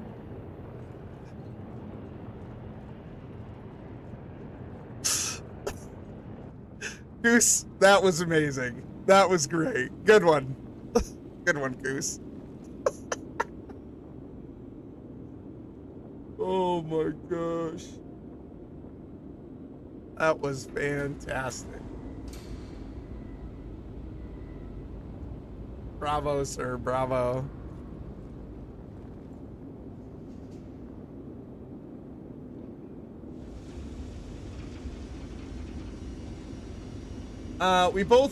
We hope both for and against Miss Mayhem going corporate. Yeah, no. Nope. It's never going corporate. Jaws, I hope you had a good time on Sunday. Were you able to catch Sunday's episode? If so, I hope you had a great time. We had so much fun. Exactly that. Authors know when to end a story. Yeah. And again, any of us who have studied writing and I really like this new panel that they're doing here. Those of us who have studied writing and everything, like, we know there is a point where you can take a story too far. Where you really can overdo it. And learning when that is just makes you a better storyteller. I'm not even mad about Disney era Star Wars, just episode 8, and as a result, episode 9. 7 was okay. Whatever happened to Han's friend who had Anakin's saber? Maz? Was that her name? Maz, yeah. The Mandalorian was mostly good. Yeah. I mean, like, even episode 7 I was okay with because it didn't feel like they were taking much of a risk. It was very derivative of A New Hope. And they've straight up, that's not even up for debate. Like, they straight up came out and said, we were trying to basically reskin A New Hope. And so I didn't love that. I really hated the, this is the Death Star. This is Starkiller Base. And Starkiller Base, like, hated that. Like, I don't know. Yeah. I didn't hate Force Awakens, but I also don't love Force Awakens at all. Like, yeah, I don't know. I could probably go piece by piece and talk about, like, yeah, I don't really like this because this, not everything in it is bad. Finn's character. I love Finn. I thought John Boyega did such a great job. I love Finn. And I think that's the biggest thing that kind of endears me to The Force Awakens is I thought Finn had a really interesting backstory, premise, character, great actor playing him. Like, loved Finn. but there's a lot of other things I really don't like about. Like, what's up with The Force Awakens, too? There's, like, so many things in the prequels are made into such a big deal sounding and then never explained. There's been an awakening. Have you felt it? What was that?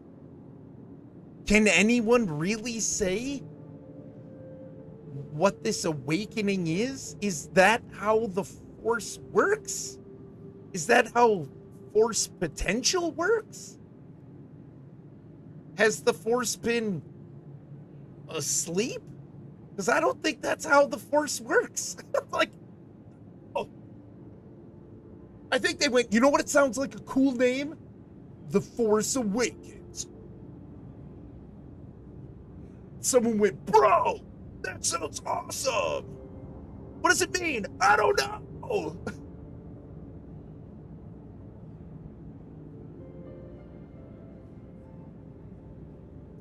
What's up, Bam Bam?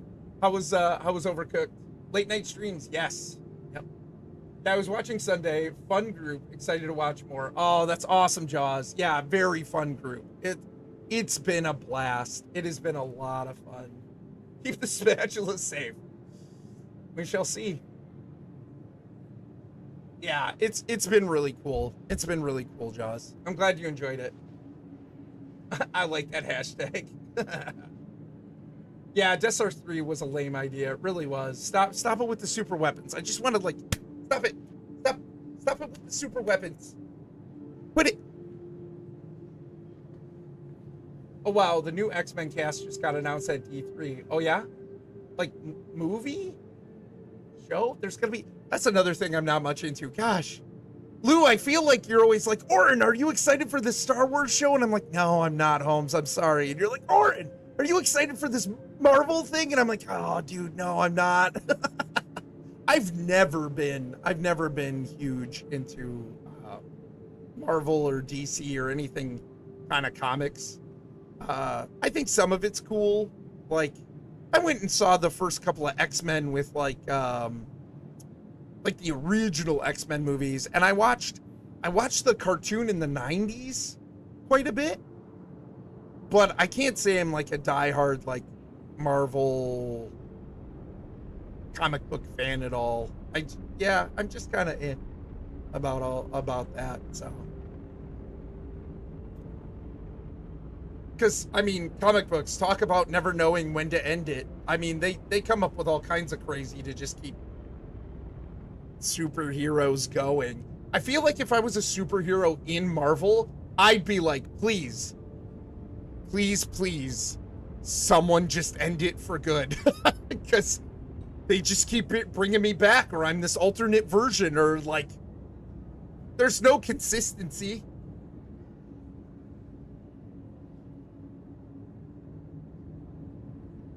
Which cast? MCU? Yep, MCU reboot for X-Men after Secret Wars. That's the thing too. How many times are they going to reboot it? But I guess for comic fans of these things, they're probably so used to reboots and alternate timelines and whatever that it probably doesn't matter. But it drives me bonkers.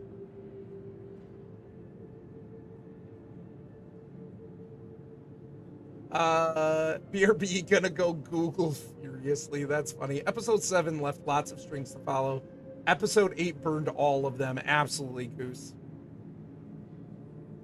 It was great. It's a stressful game, but fun. Yeah, I think I watched Lou and Era. Lou, was it Overcooked that you guys played, or was it another like similar cooking game? But I watched Era and Lou play that a couple times, and man, Kylaris and I were like, nope, we're never playing that game.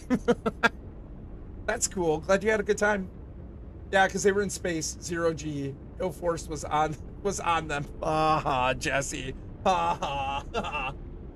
You know about J.J. Abrams and the mystery box, right? I know. Hi, Peripherus. Welcome in. How are you? I don't. J.J. Abrams and the mystery box. What? No.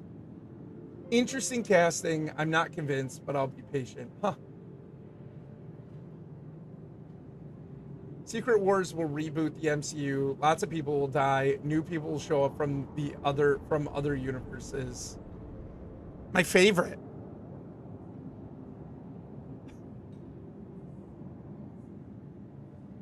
Yelled once and Gopher yelled at me to be quiet. Do you ever talk to me about Overcooked?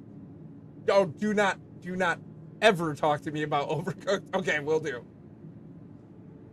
The Fox X-Men are there. They're toast. These new kids will replace them. Who's surprised? Yep, perpetual content. Yep, Jaws, you know what I'm talking about.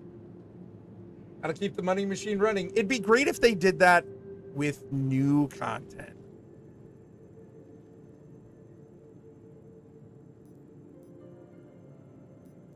That would be awesome.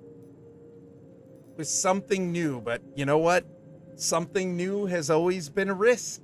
It's a gamble. You don't know what's going to stick and what's not, but you know, you never know until you try. And I feel like a lot of companies and things have stopped trying. They've stopped trying. It's going to be a soft reboot. We just listened to Oren rant about this. So is this a perpetual conversation? Jaws. Whoa, Inception moment. It's the conversation inside the conversation inside the conversation. But now we're breaking off into an alternate timeline so that we can have the conversation, but from a different perspective.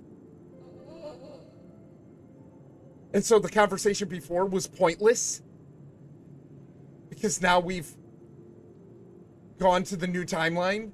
So any groundwork that we've done in the prior one doesn't matter. Yep, young actors will stay, older actors will be recast. Gotcha. I do trust that they won't just do the same thing over again. New bad guy, notably absent of Wolverine. Also no Magneto. Magneto's one of the few that I really, really like. But yeah, how many times can you do Magneto as the main villain? Look into it. Mystery Box is one of his storytelling techniques. He throws out lots of stuff that mean nothing and will never be explained. I hate that. A little bit of that, totally understand. It adds to the mystery. You don't have to know everything. It can be implied that there's more there, but when that happens en masse, no thank you. Breaks my immersion. I will not be Googling that because it makes me mad just hearing the synopsis. Oh, that ship's cool. I think I'm going to rent a Constellation. I just want to fly it again. It is so cool. I'm going to rent this. I don't care how much. Wait, one day.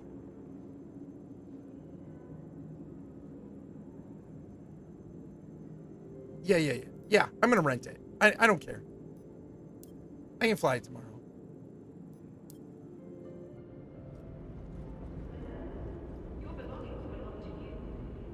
I saw something about my hairline, but I'm not to lose chat yet. But I will be. I will be.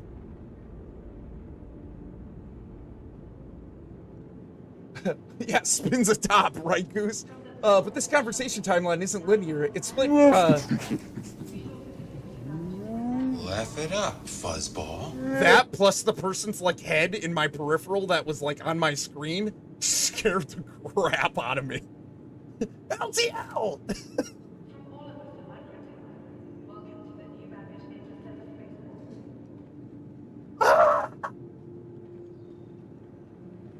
Yeah, but this conversation timeline isn't linear. It's split for the multi-conversation verse, so now we need to rehash it for this universe, right?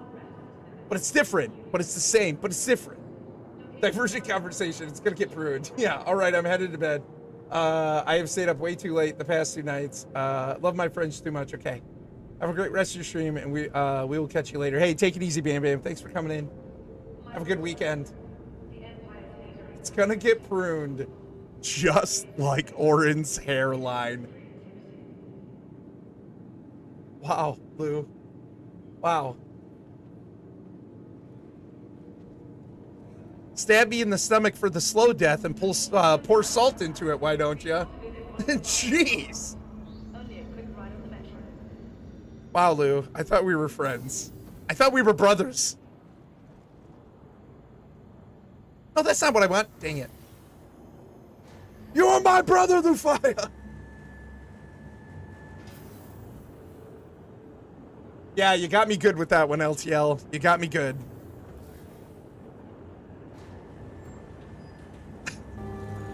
I shouldn't have said that.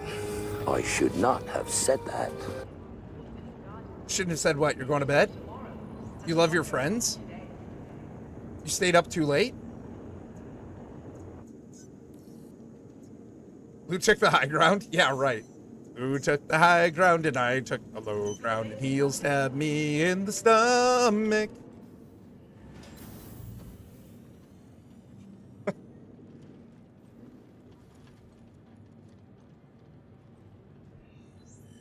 gonna go watch it. I just hit a random sound thing, okay? Okay, good night. Okay, good night. I don't know you hit a random thing. I'm over here analyzing why you sent what you sent words. This is the ship that I really want to save up and buy. Yeah, you are. Yeah, you are. Look at those dampeners move a little bit. It's okay. Sunday will come and revenge can be dished out on certain people in real time. Slytherin. No, that's right. Oh, Peripherus, our resident Slytherin.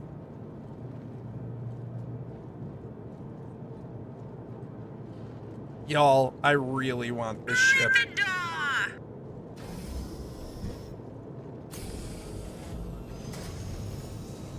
I already have 2 disadvantage. Oh my gosh, yeah. Yeah, but that by no plan of mine. Holy cow.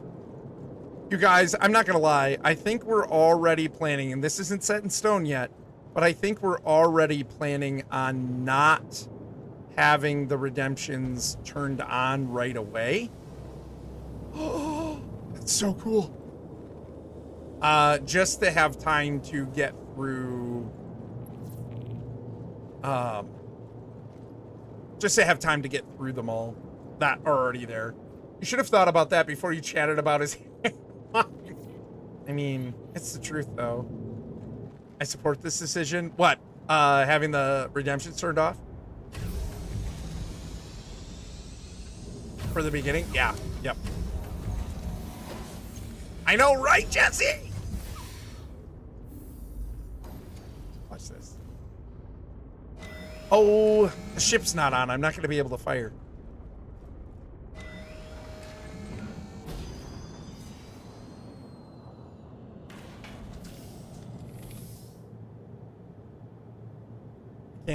Can't turn it on. Dang it. I thought I'd be able to turn it on from here. I can't. How cool is that, though?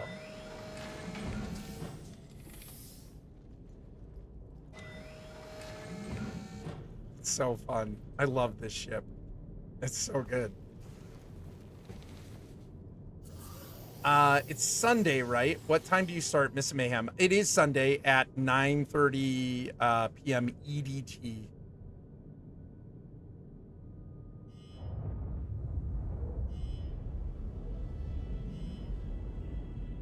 You guys. How cool. How cool is this ship? I love it. I love it so much. I love it so much.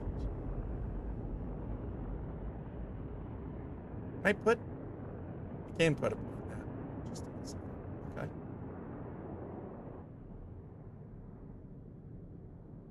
Where's my cursor?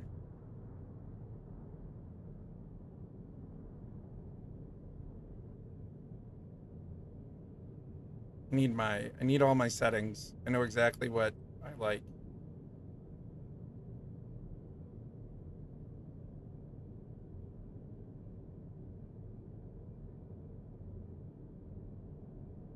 Perfect. Perfect. I'm in danger. Yeah.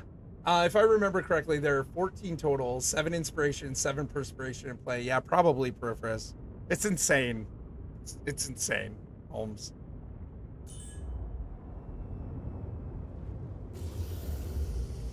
So you can have 2 co-pilots in this. And actually, I think this co-pilot can work a tractor beam.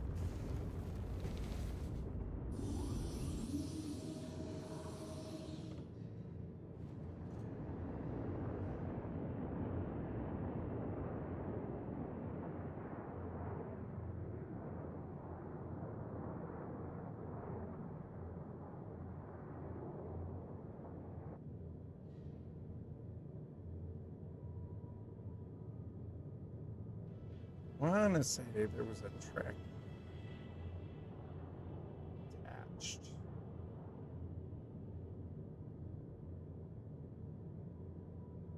Could be wrong. What was that? Huh, maybe I'm thinking the wrong seat.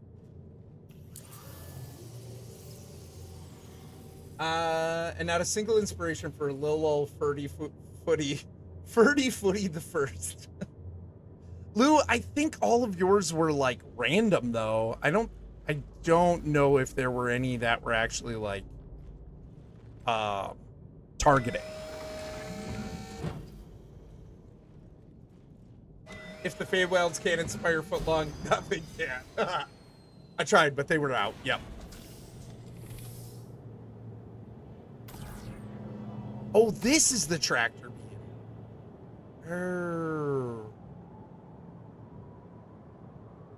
This is the tractor beam. Got it.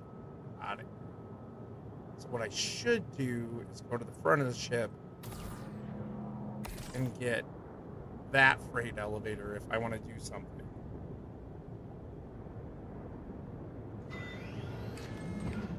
I feel targeted. You're not. I see an immediate roll for spatula check in your future. No. I can't do it when he expects it. Come on.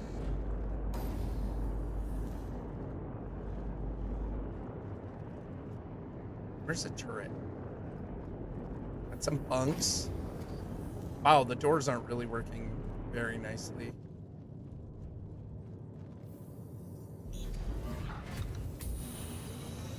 Oh, that's an airlock. Spat check, yeah, roll for spatula.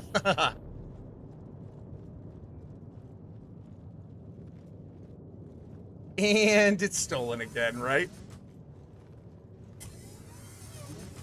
What is this?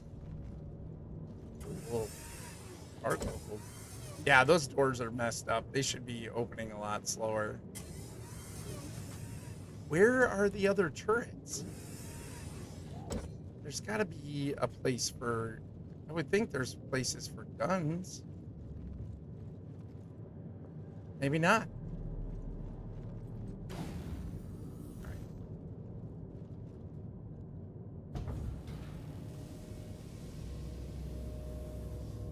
Hey, have a good night, Goose. Thanks for coming in, man. Thanks for making me laugh really, really hard, dude. That was so funny. Have a good one, buddy. Take it easy. Can I lower this right now? I don't know if I can lower it while I'm on it. Oh no.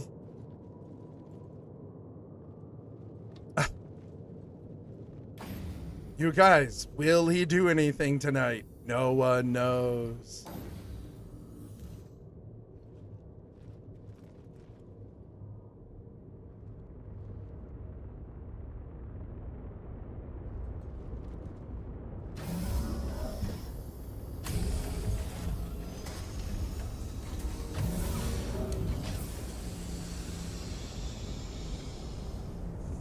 It's so fun. It's so fun, you guys.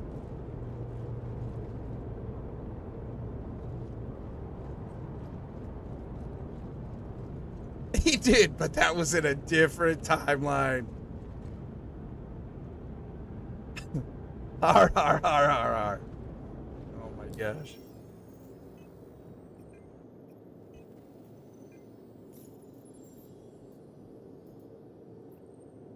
falling stellar. See if we can make back some of the money.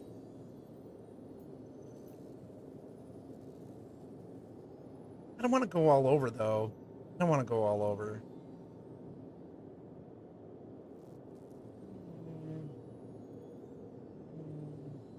That's not too bad. So, like, where you can really make the money in this game is if you stack contracts. Stack contracts that kind of make them work. And in like a rotation or something. Well, that's really small.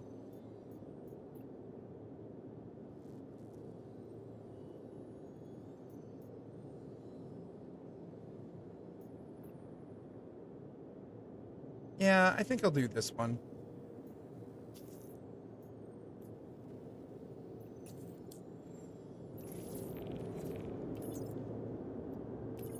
Oh, buggy. I just hate it. Just hate it. It's the worst.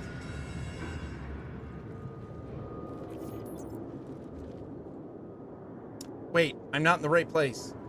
Where do I pick this up? Contracts. Collect at Pathway Station and Lively. Lively Pathway Station. I don't know where that is.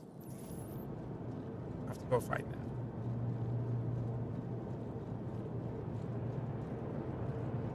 that. Couldn't resist. I believe it. I don't blame you.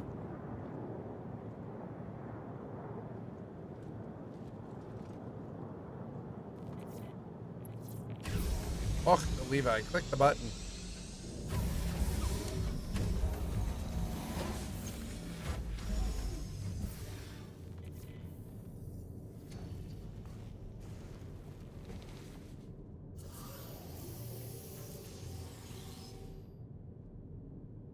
Should be. I think I'm in VTOL. No, I'm in VTOL. Okay. What does that look like?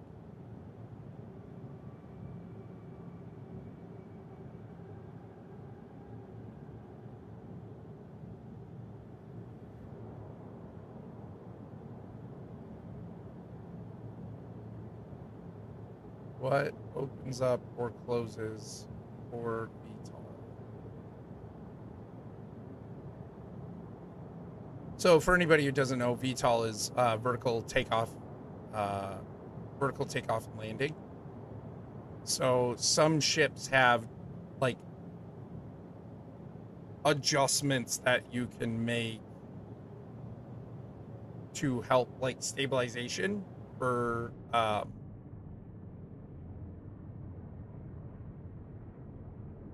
vertical takeoff and landing. Makes sense.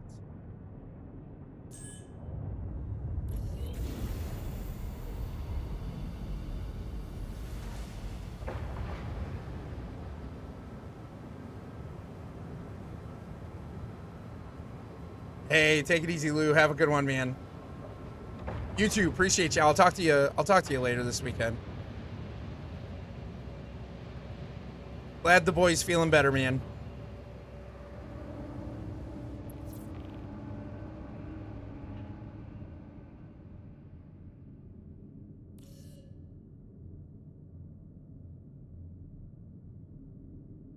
Yeah, man. For sure. You too. Take it easy, broski. Oh, it's beautiful. Oh, just so good. It is just such a cool ship. Do they have ones that avoid collisions with moons or planets? You know,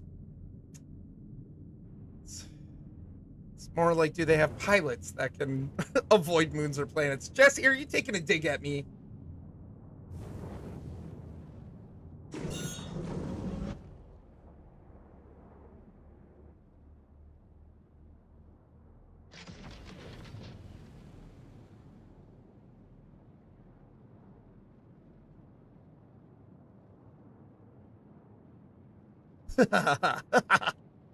Uh-huh.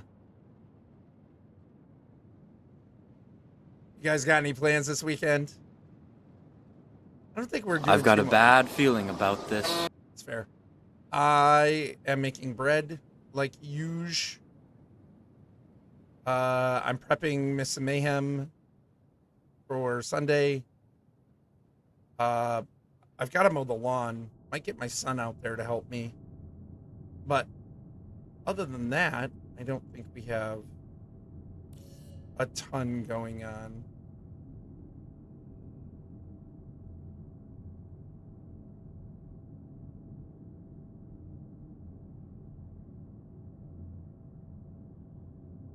You can like turn off the transponder and stuff.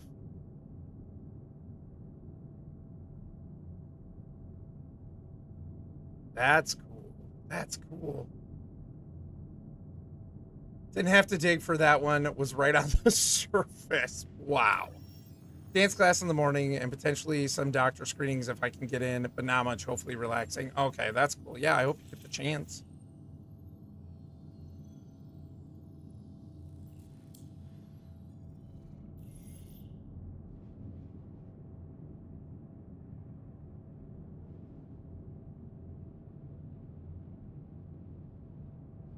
Okay, that's delivery.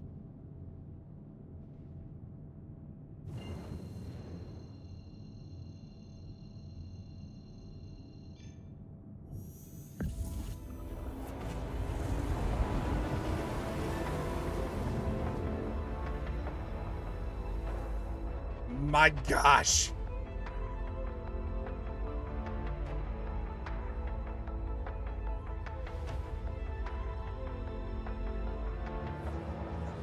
It's just so pretty. It's so fun.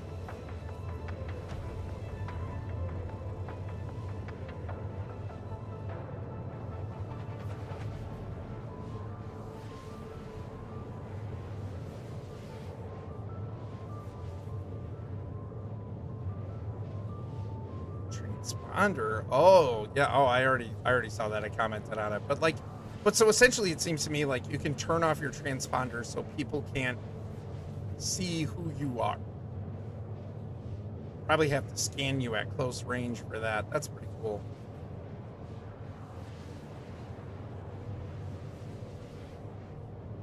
Don't want to hit a bird going that fast up there.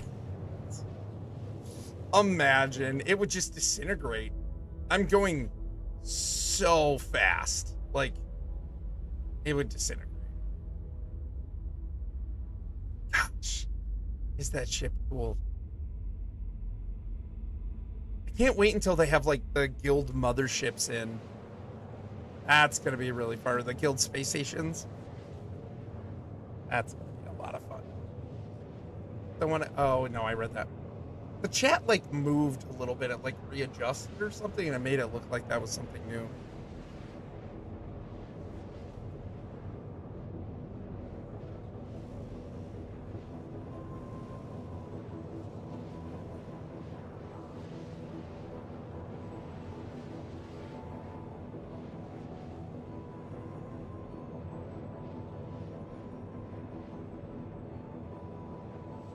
Yeah.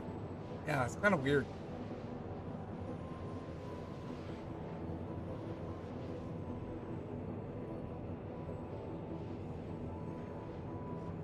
Oh, hey, work release is on. That's cool.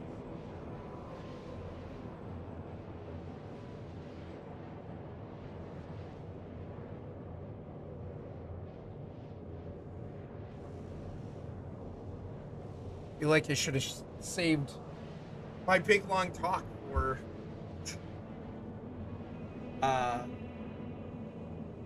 quantum space jumping. Oh, I'm out of water. Lame. You just taking this sucker on a joyride, or are you doing a mission? Well, I took a contract. I don't have to do it. I probably should go to bed, but like I wanted to do something, you know. So I don't know. We'll see. We'll see how I feel once I get there. I'm not too far.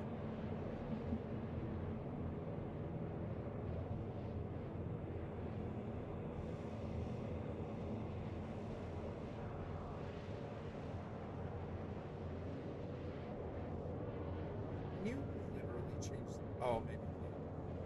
I thought maybe I could change the brightness on that. That would have been nuts. The attention to detail, though, in this game is really impressive.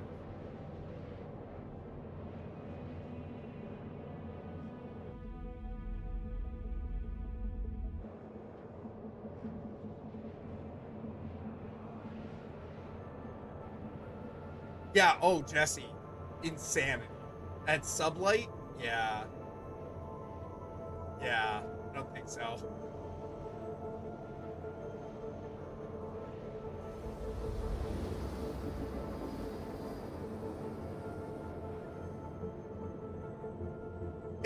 Yeah. They've gone plaid.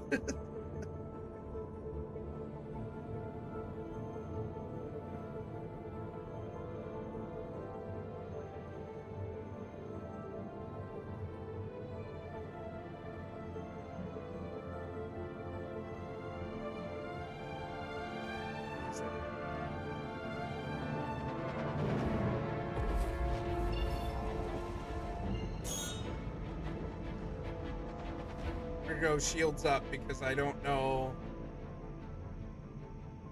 I don't know what this place is like.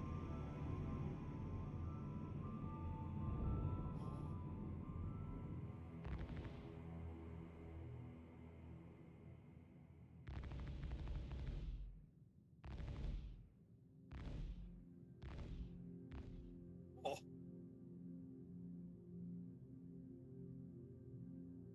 Yeah. It changes. It changes as you get close to your destination. It sounds really cool.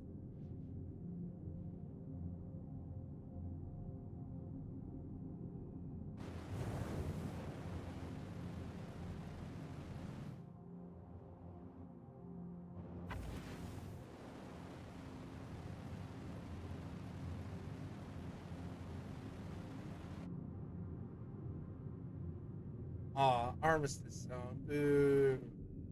Okay, well, at least I'm protected.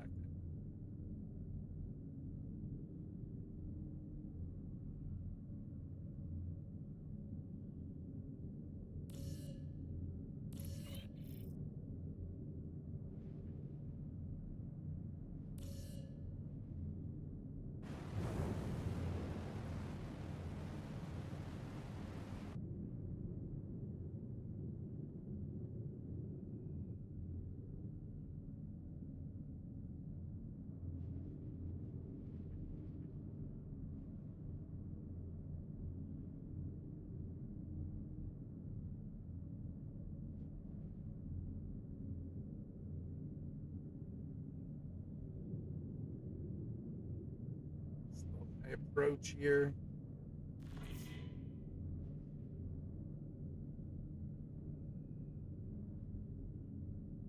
This is a very big ship, so not the biggest by far, but it is a big ship. So there's a lot of room to smack.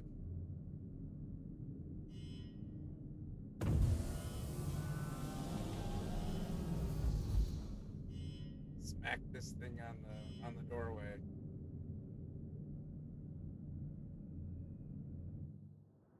Like a glove.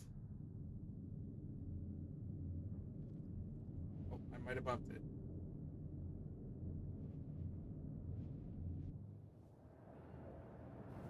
Oh, oh, oh! No, don't blow up! Don't blow up! Don't blow up! Don't blow up! Nope, nope, nope, nope, nope. Belay that. Belay that.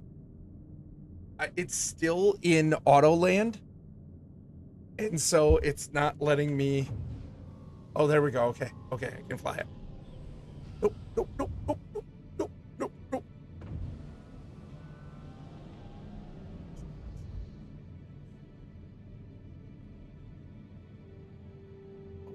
Oh, oh, oh no, no, oh no, oh, oh, oh no. Hold on.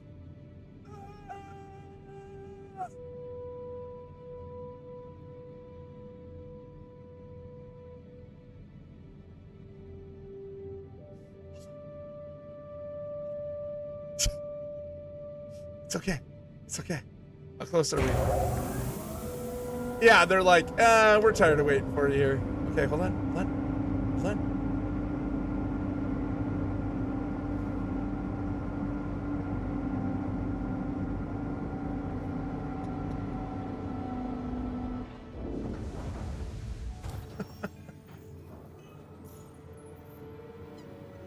$5,000 worth of damage. No big deal.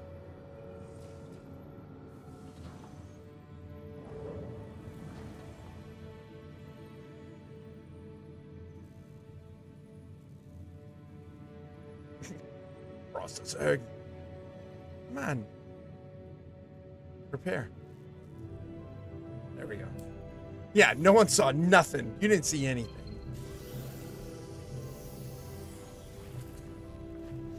All right. Let's go lower the... That should not be happening.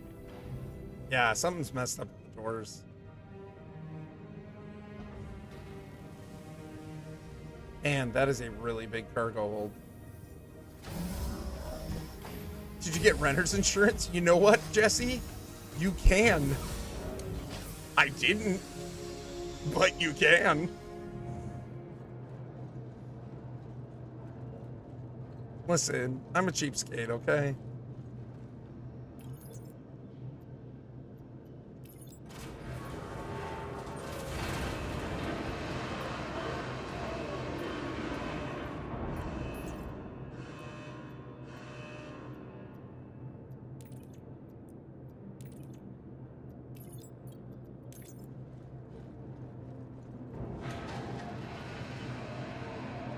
I know, right? Yeah, yeah.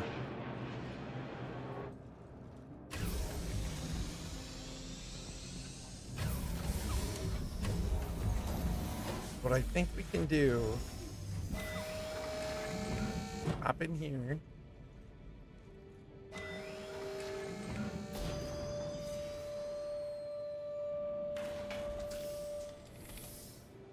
I wish this was a gun turret.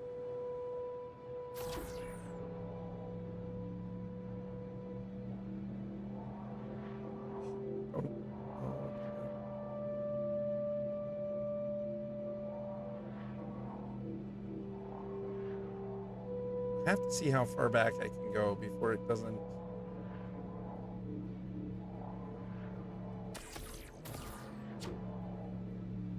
Okay, so that is the final spot.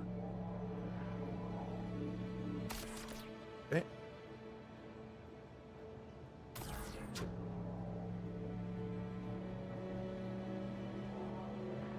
It's aluminum.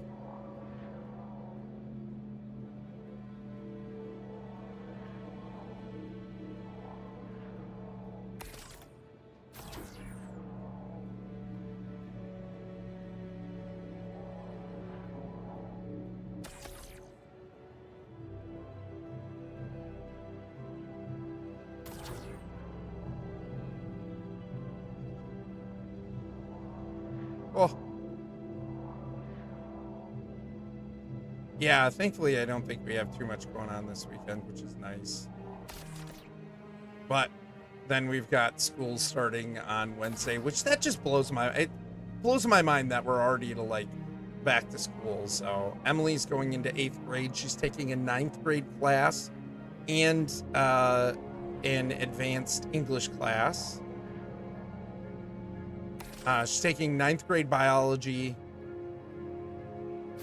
and an advanced English. And then she got into the like higher tier orchestra group as well, so that's pretty fun. And then Ben is going into 5th grade, and I think he's going to join orchestra too and play the violin. So Emily's a viola. Ben, I think, is going to do violin. I should have said, speaking of Mando, Ben actually learned to play the whole Mando theme song on the piano. Yeah, Wingardium Leviosa. Stop. You're saying it wrong. It's Leviosa, not Leviosa.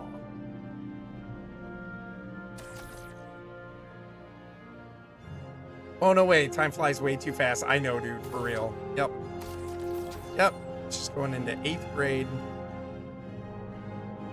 So she's got the junior high and the high school are right next to each other where we live.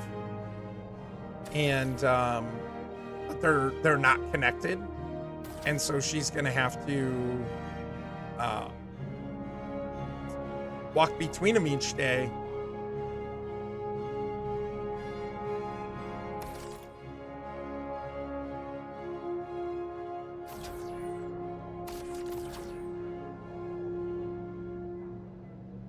Which shouldn't be too bad. It's not a long walk at all.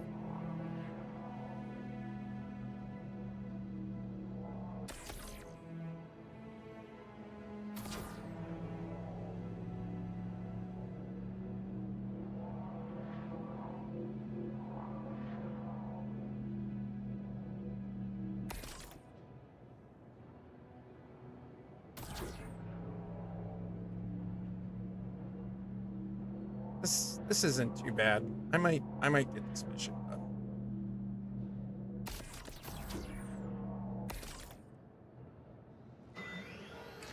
Yeah, I'm excited for Eminem again. I think it's gonna be a great time. I had so much fun last time. It's just an absolute blast.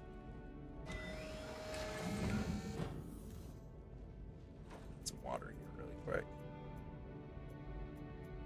It was so much fun. I'm gonna try. I'm gonna try. Have Bean learn some piano this year, as well as learn some more myself. Nice. Oh, that's epic.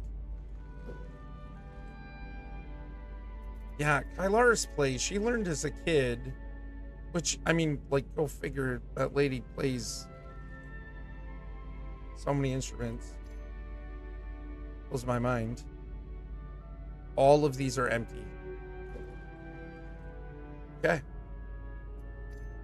But anyway, she has taught Ben, not necessarily like all the basics, but like when he's been interested in a song, she'll figure it out and teach him.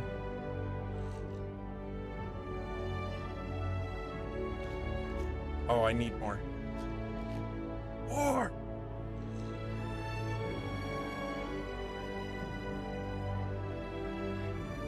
The tiniest bit left.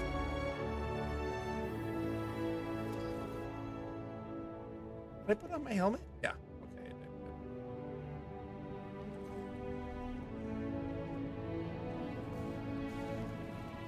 Yeah, piano's such a cool instrument anyway. It's epic.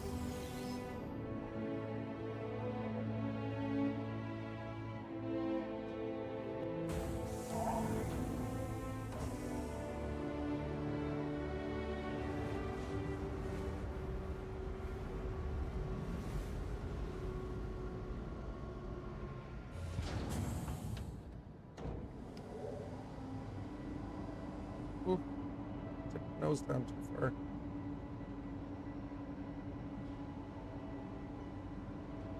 Oh, don't tip the nose down too far.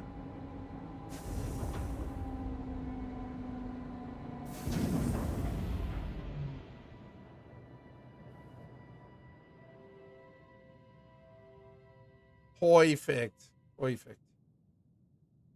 We're good.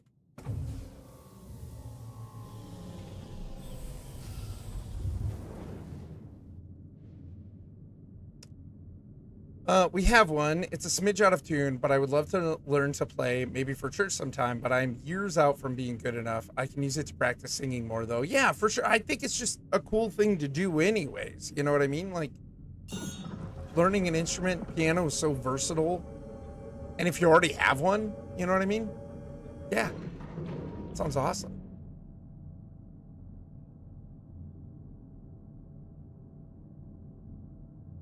Okay, this place is really close.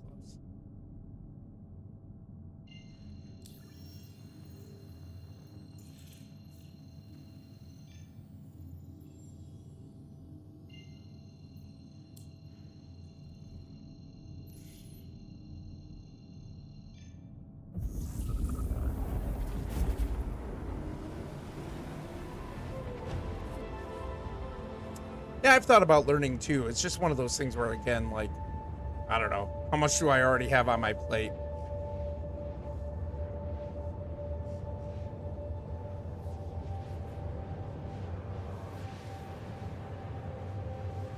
All right, where am I going to?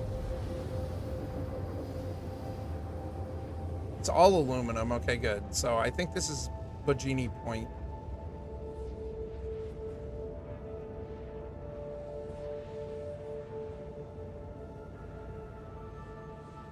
Yeah, that's kind of my thoughts too. I would love to, but time is kind of limited. Yeah, for sure. Yeah, I can be.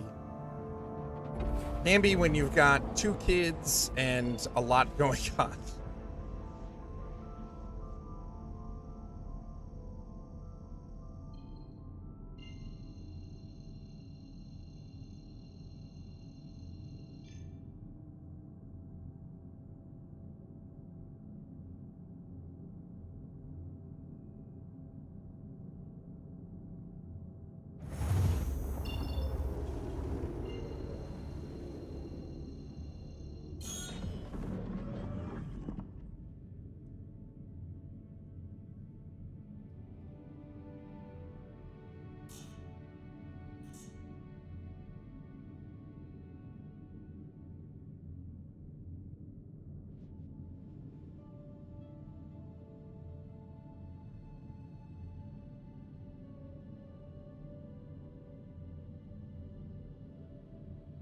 Sometimes I wish I could turn off the cabin lights. Like, it's so pretty outside. And like, sometimes I wish I could like get rid of the backlighting. All right, but I'm gonna head to bed. Thanks for fun chatting, and see you Sunday. Yeah, for sure, Jesse. Thanks for coming and hanging out. Appreciate you. As always, hope you have a great weekend. Hope you get some sleep. Right. Yeah, for sure. Yep. Oh well, it's okay. If I don't have an off switch, it is what it is. Yeah, take it easy.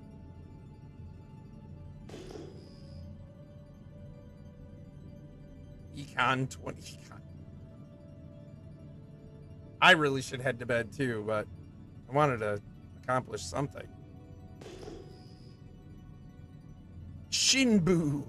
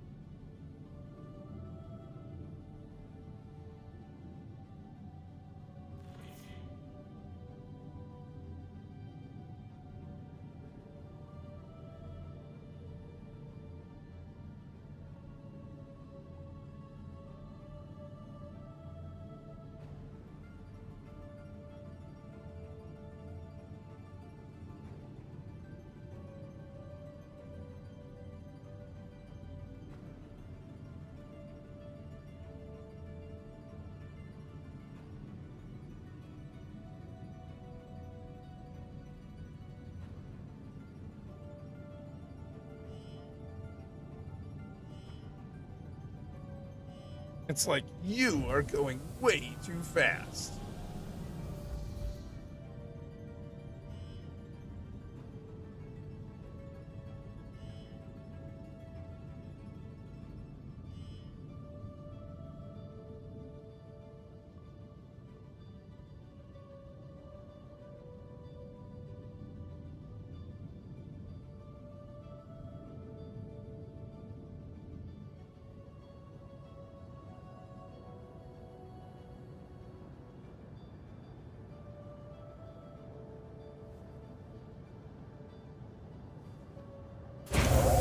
Okay, that was a really good landing. We'll just leave it there.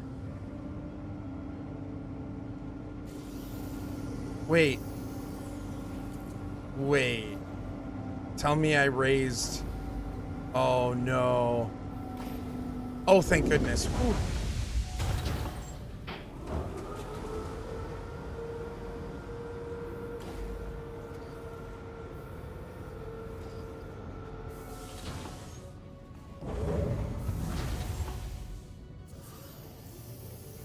Oh no, I don't want to be here. Dang it.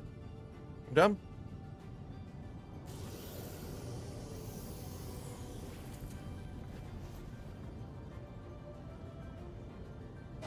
Oh, I thought there was a way to go up. Can I go up? Oh, yeah. There's a turret on the top. Have we taken a bounty back to the mob boss yet? Gosh, I wish, Gusty. Oh my gosh. I wish. What's going on, man?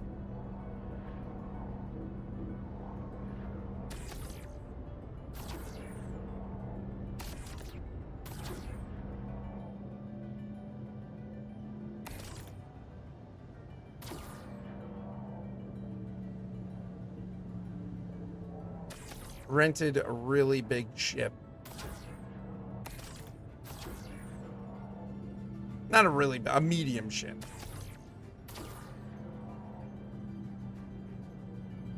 We got sent a new modem, just making sure everything is all set up right. Oh, that's cool, man.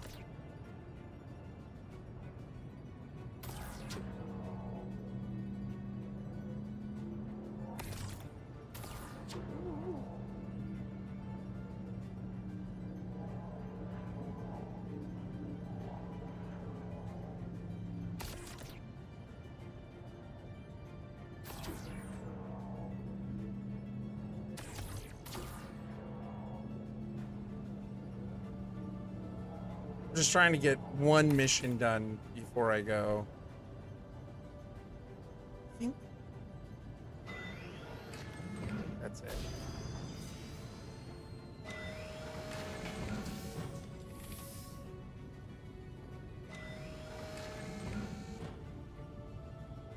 That's right. There is the top mount turret.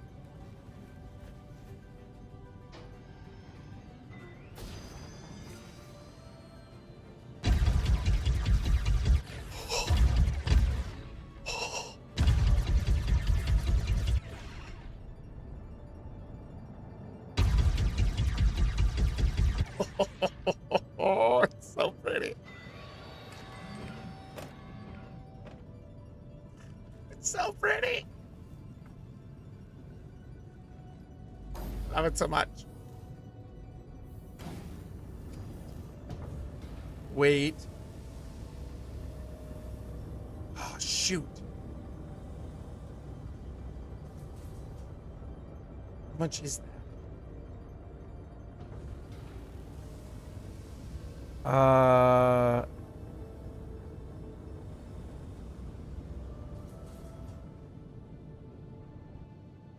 There was 12, so I need 6.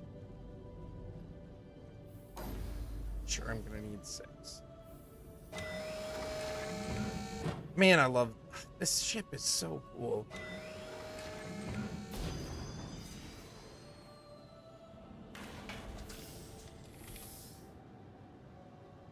Woo.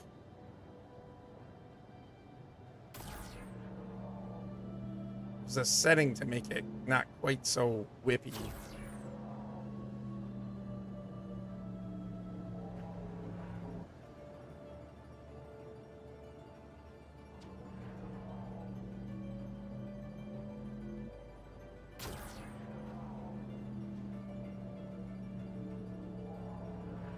Okay, I think that's everything.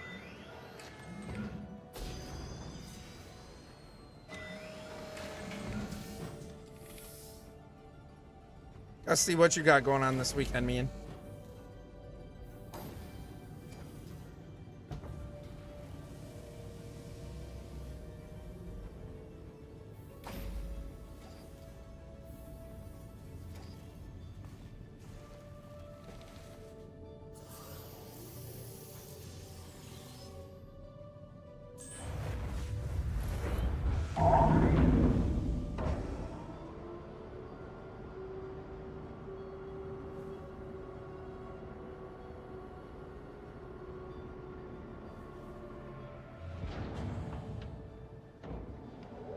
Work tomorrow, then we're going to a sunflower festival out here that Mrs. Gussie found out about. Oh, that's cool, man. There. Hey, what's up, Death Star? How's it going, man?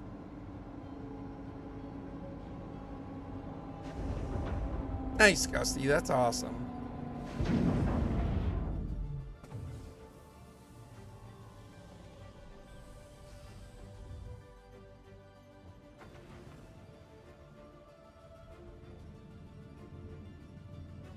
No, I'm an idiot. No, no, no. No, I'm an idiot.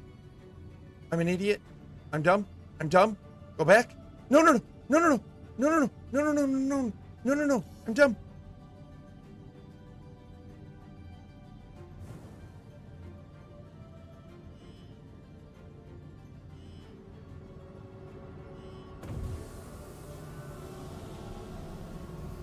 Apparently has music and food and stuff. Also flowers. Nice. What an idiot.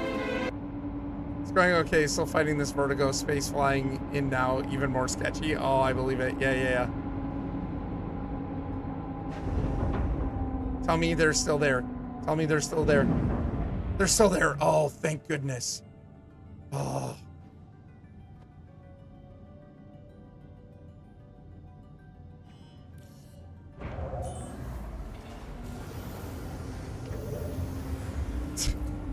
Thanks, Muggy. I forgot to turn it in. Yeah. Loaded it up in the freight elevator. Forgot to actually turn it in.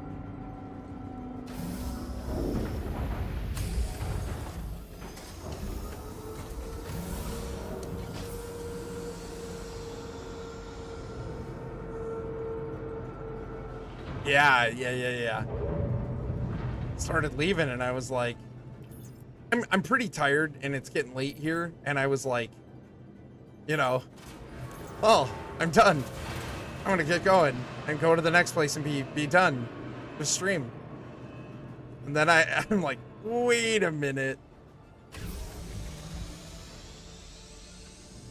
Yeah, yep. Yeah, it's almost 2:30 here.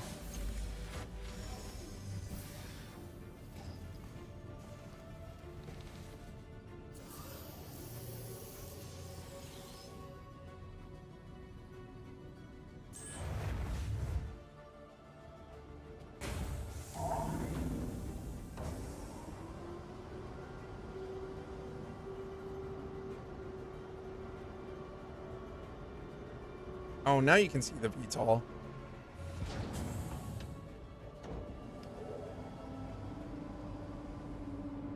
I was watching and helping my buddy get into X4, and they are a lot better than my first time playing. Oh, really? That's cool, though.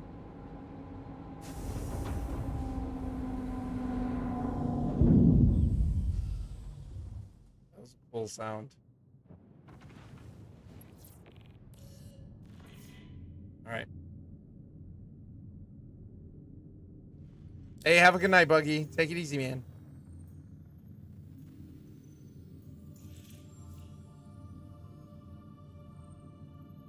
Oh, right. That's sorry. Yeah.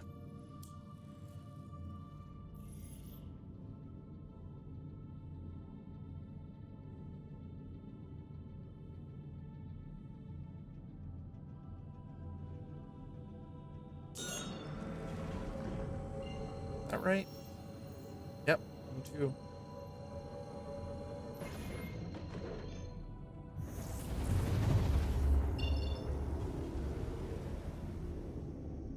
This way.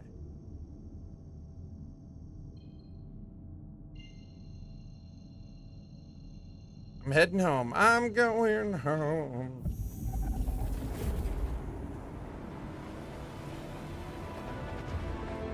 Oh, nice. That's fun. Lot to do then, huh?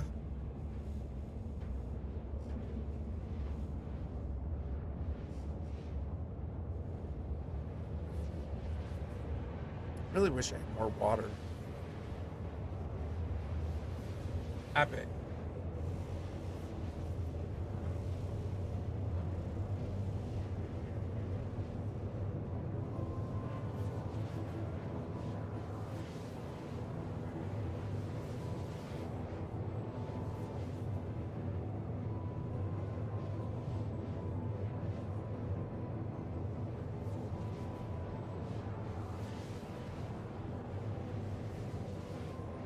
Yeah, I'm getting pretty tired. Oh, you can tell when I stop talking as much, You know I'm getting tired. I go turn this in, call it good. What you got going on this weekend, Jessar?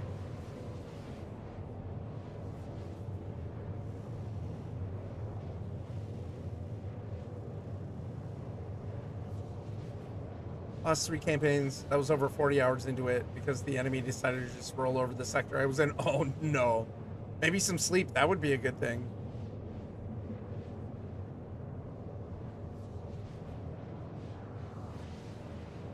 If I'm gonna mow tomorrow, I probably want to get out before it gets too hot. I don't even know what tomorrow looks like right now.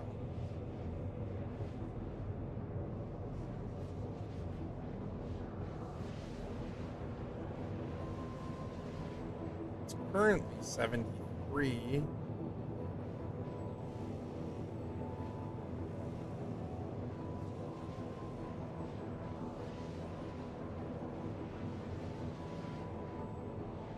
Oh, it's gonna rain in the morning. I'm not gonna be able to mow.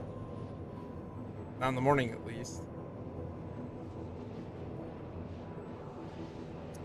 Looks like it's only a high of 78. That's pretty good. Not too sad about that.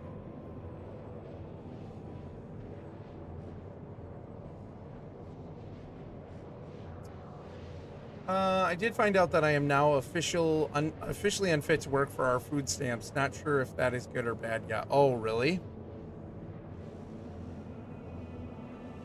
Yeah, man, yikes.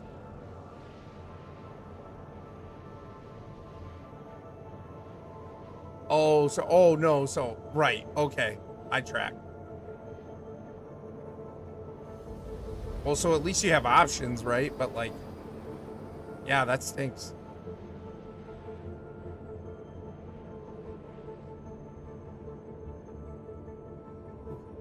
I'm kind of uncomfortable in this chair, too. I mean, I technically work by taking care of my wife full time since she has the start of dementia. Yeah, right. That's fair.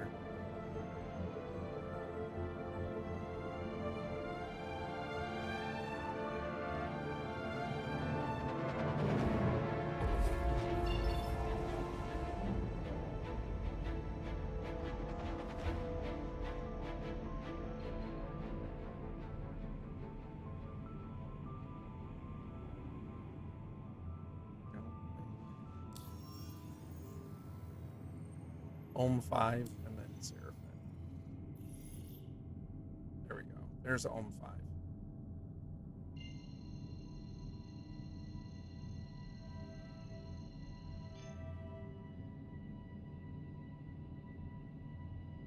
So I'm now looking into what I can do to get financial help. Yep. Man, I hope you find it. And easily. Quickly.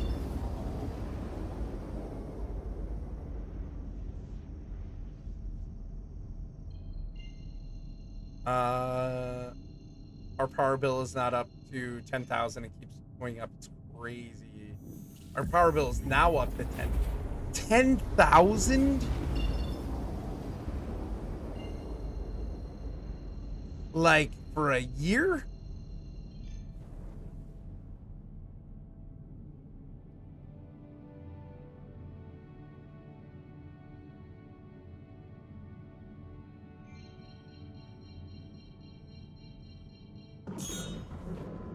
Oh, okay, gotcha.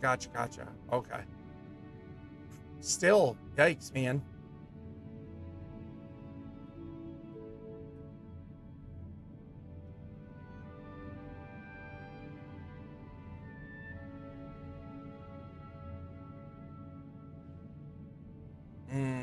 Oh, that sucks, Holmes.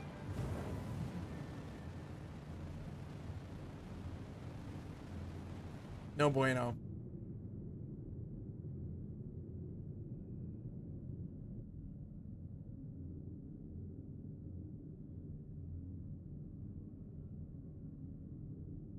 Yikes, yeah. Oh, that's crazy. That's crazy, Holmes.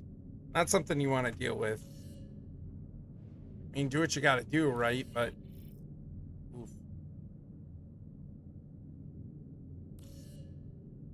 Yeah, for sure. So much is like attitude and perspective, too, you know? That's good. Good.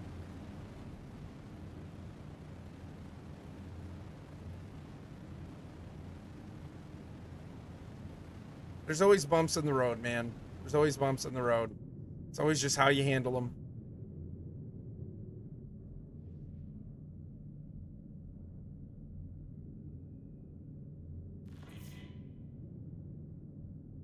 Yeah. Oh, yeah. For sure. For sure.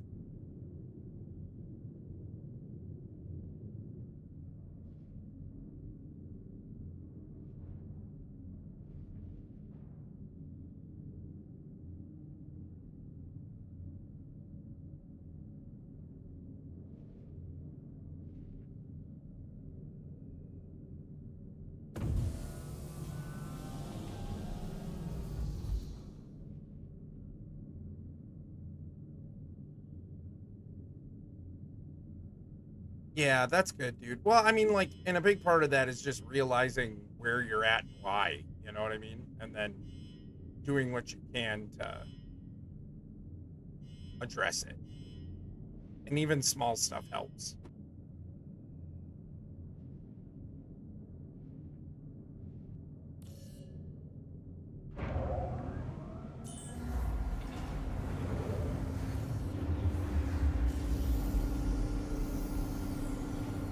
I keep forgetting that I can lower the cargo hatch from the pilot seat, but yeah, instead of getting all the way back in that.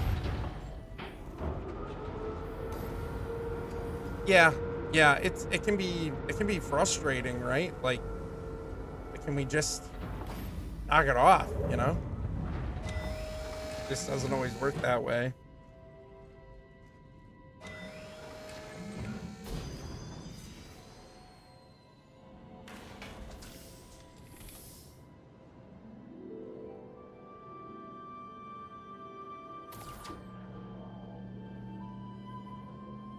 Yeah, and it can be hard too. I mean, like, even some of my stuff, like, it's not life threatening, it's not that big of a deal, but even that sometimes can kind of bother me, you know what I mean? Like, I'm having trouble with my thumb and just that hand in general. And it hurts pretty often and stuff. And I mean, like, okay, it hurts, but I don't know, there's just a part of me that sometimes is still kind of bothered by the fact that I'm never going to have a normal hand again, you know?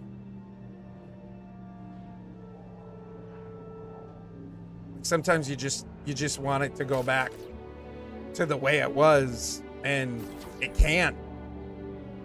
And even that can sometimes be sort of mentally taxing. So every once in a while I'm bothered by those things, you know. I don't notice as much anymore, but my pinky on my left hand, the opposite hand, that one, you know, I injured it severely, and I don't feel with it the way that I did before, but I'm so used to it that I feel like that doesn't bother me or really impede on anything. It's really my right hand where I smashed the thumb and damaged, you know, I damaged all of this, and like even into this finger, and it doesn't feel the same, it doesn't operate the same. You just, you know, is it the worst thing in the world? It's not, but I do still sometimes tire of it and wish, like, yeah, I just wish things would go back to normal. But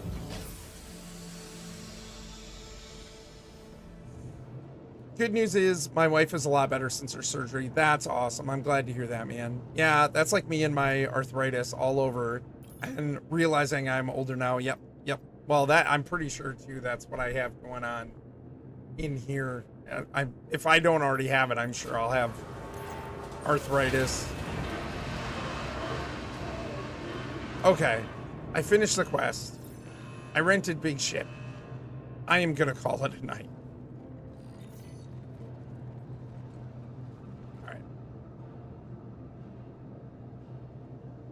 I need to sleep.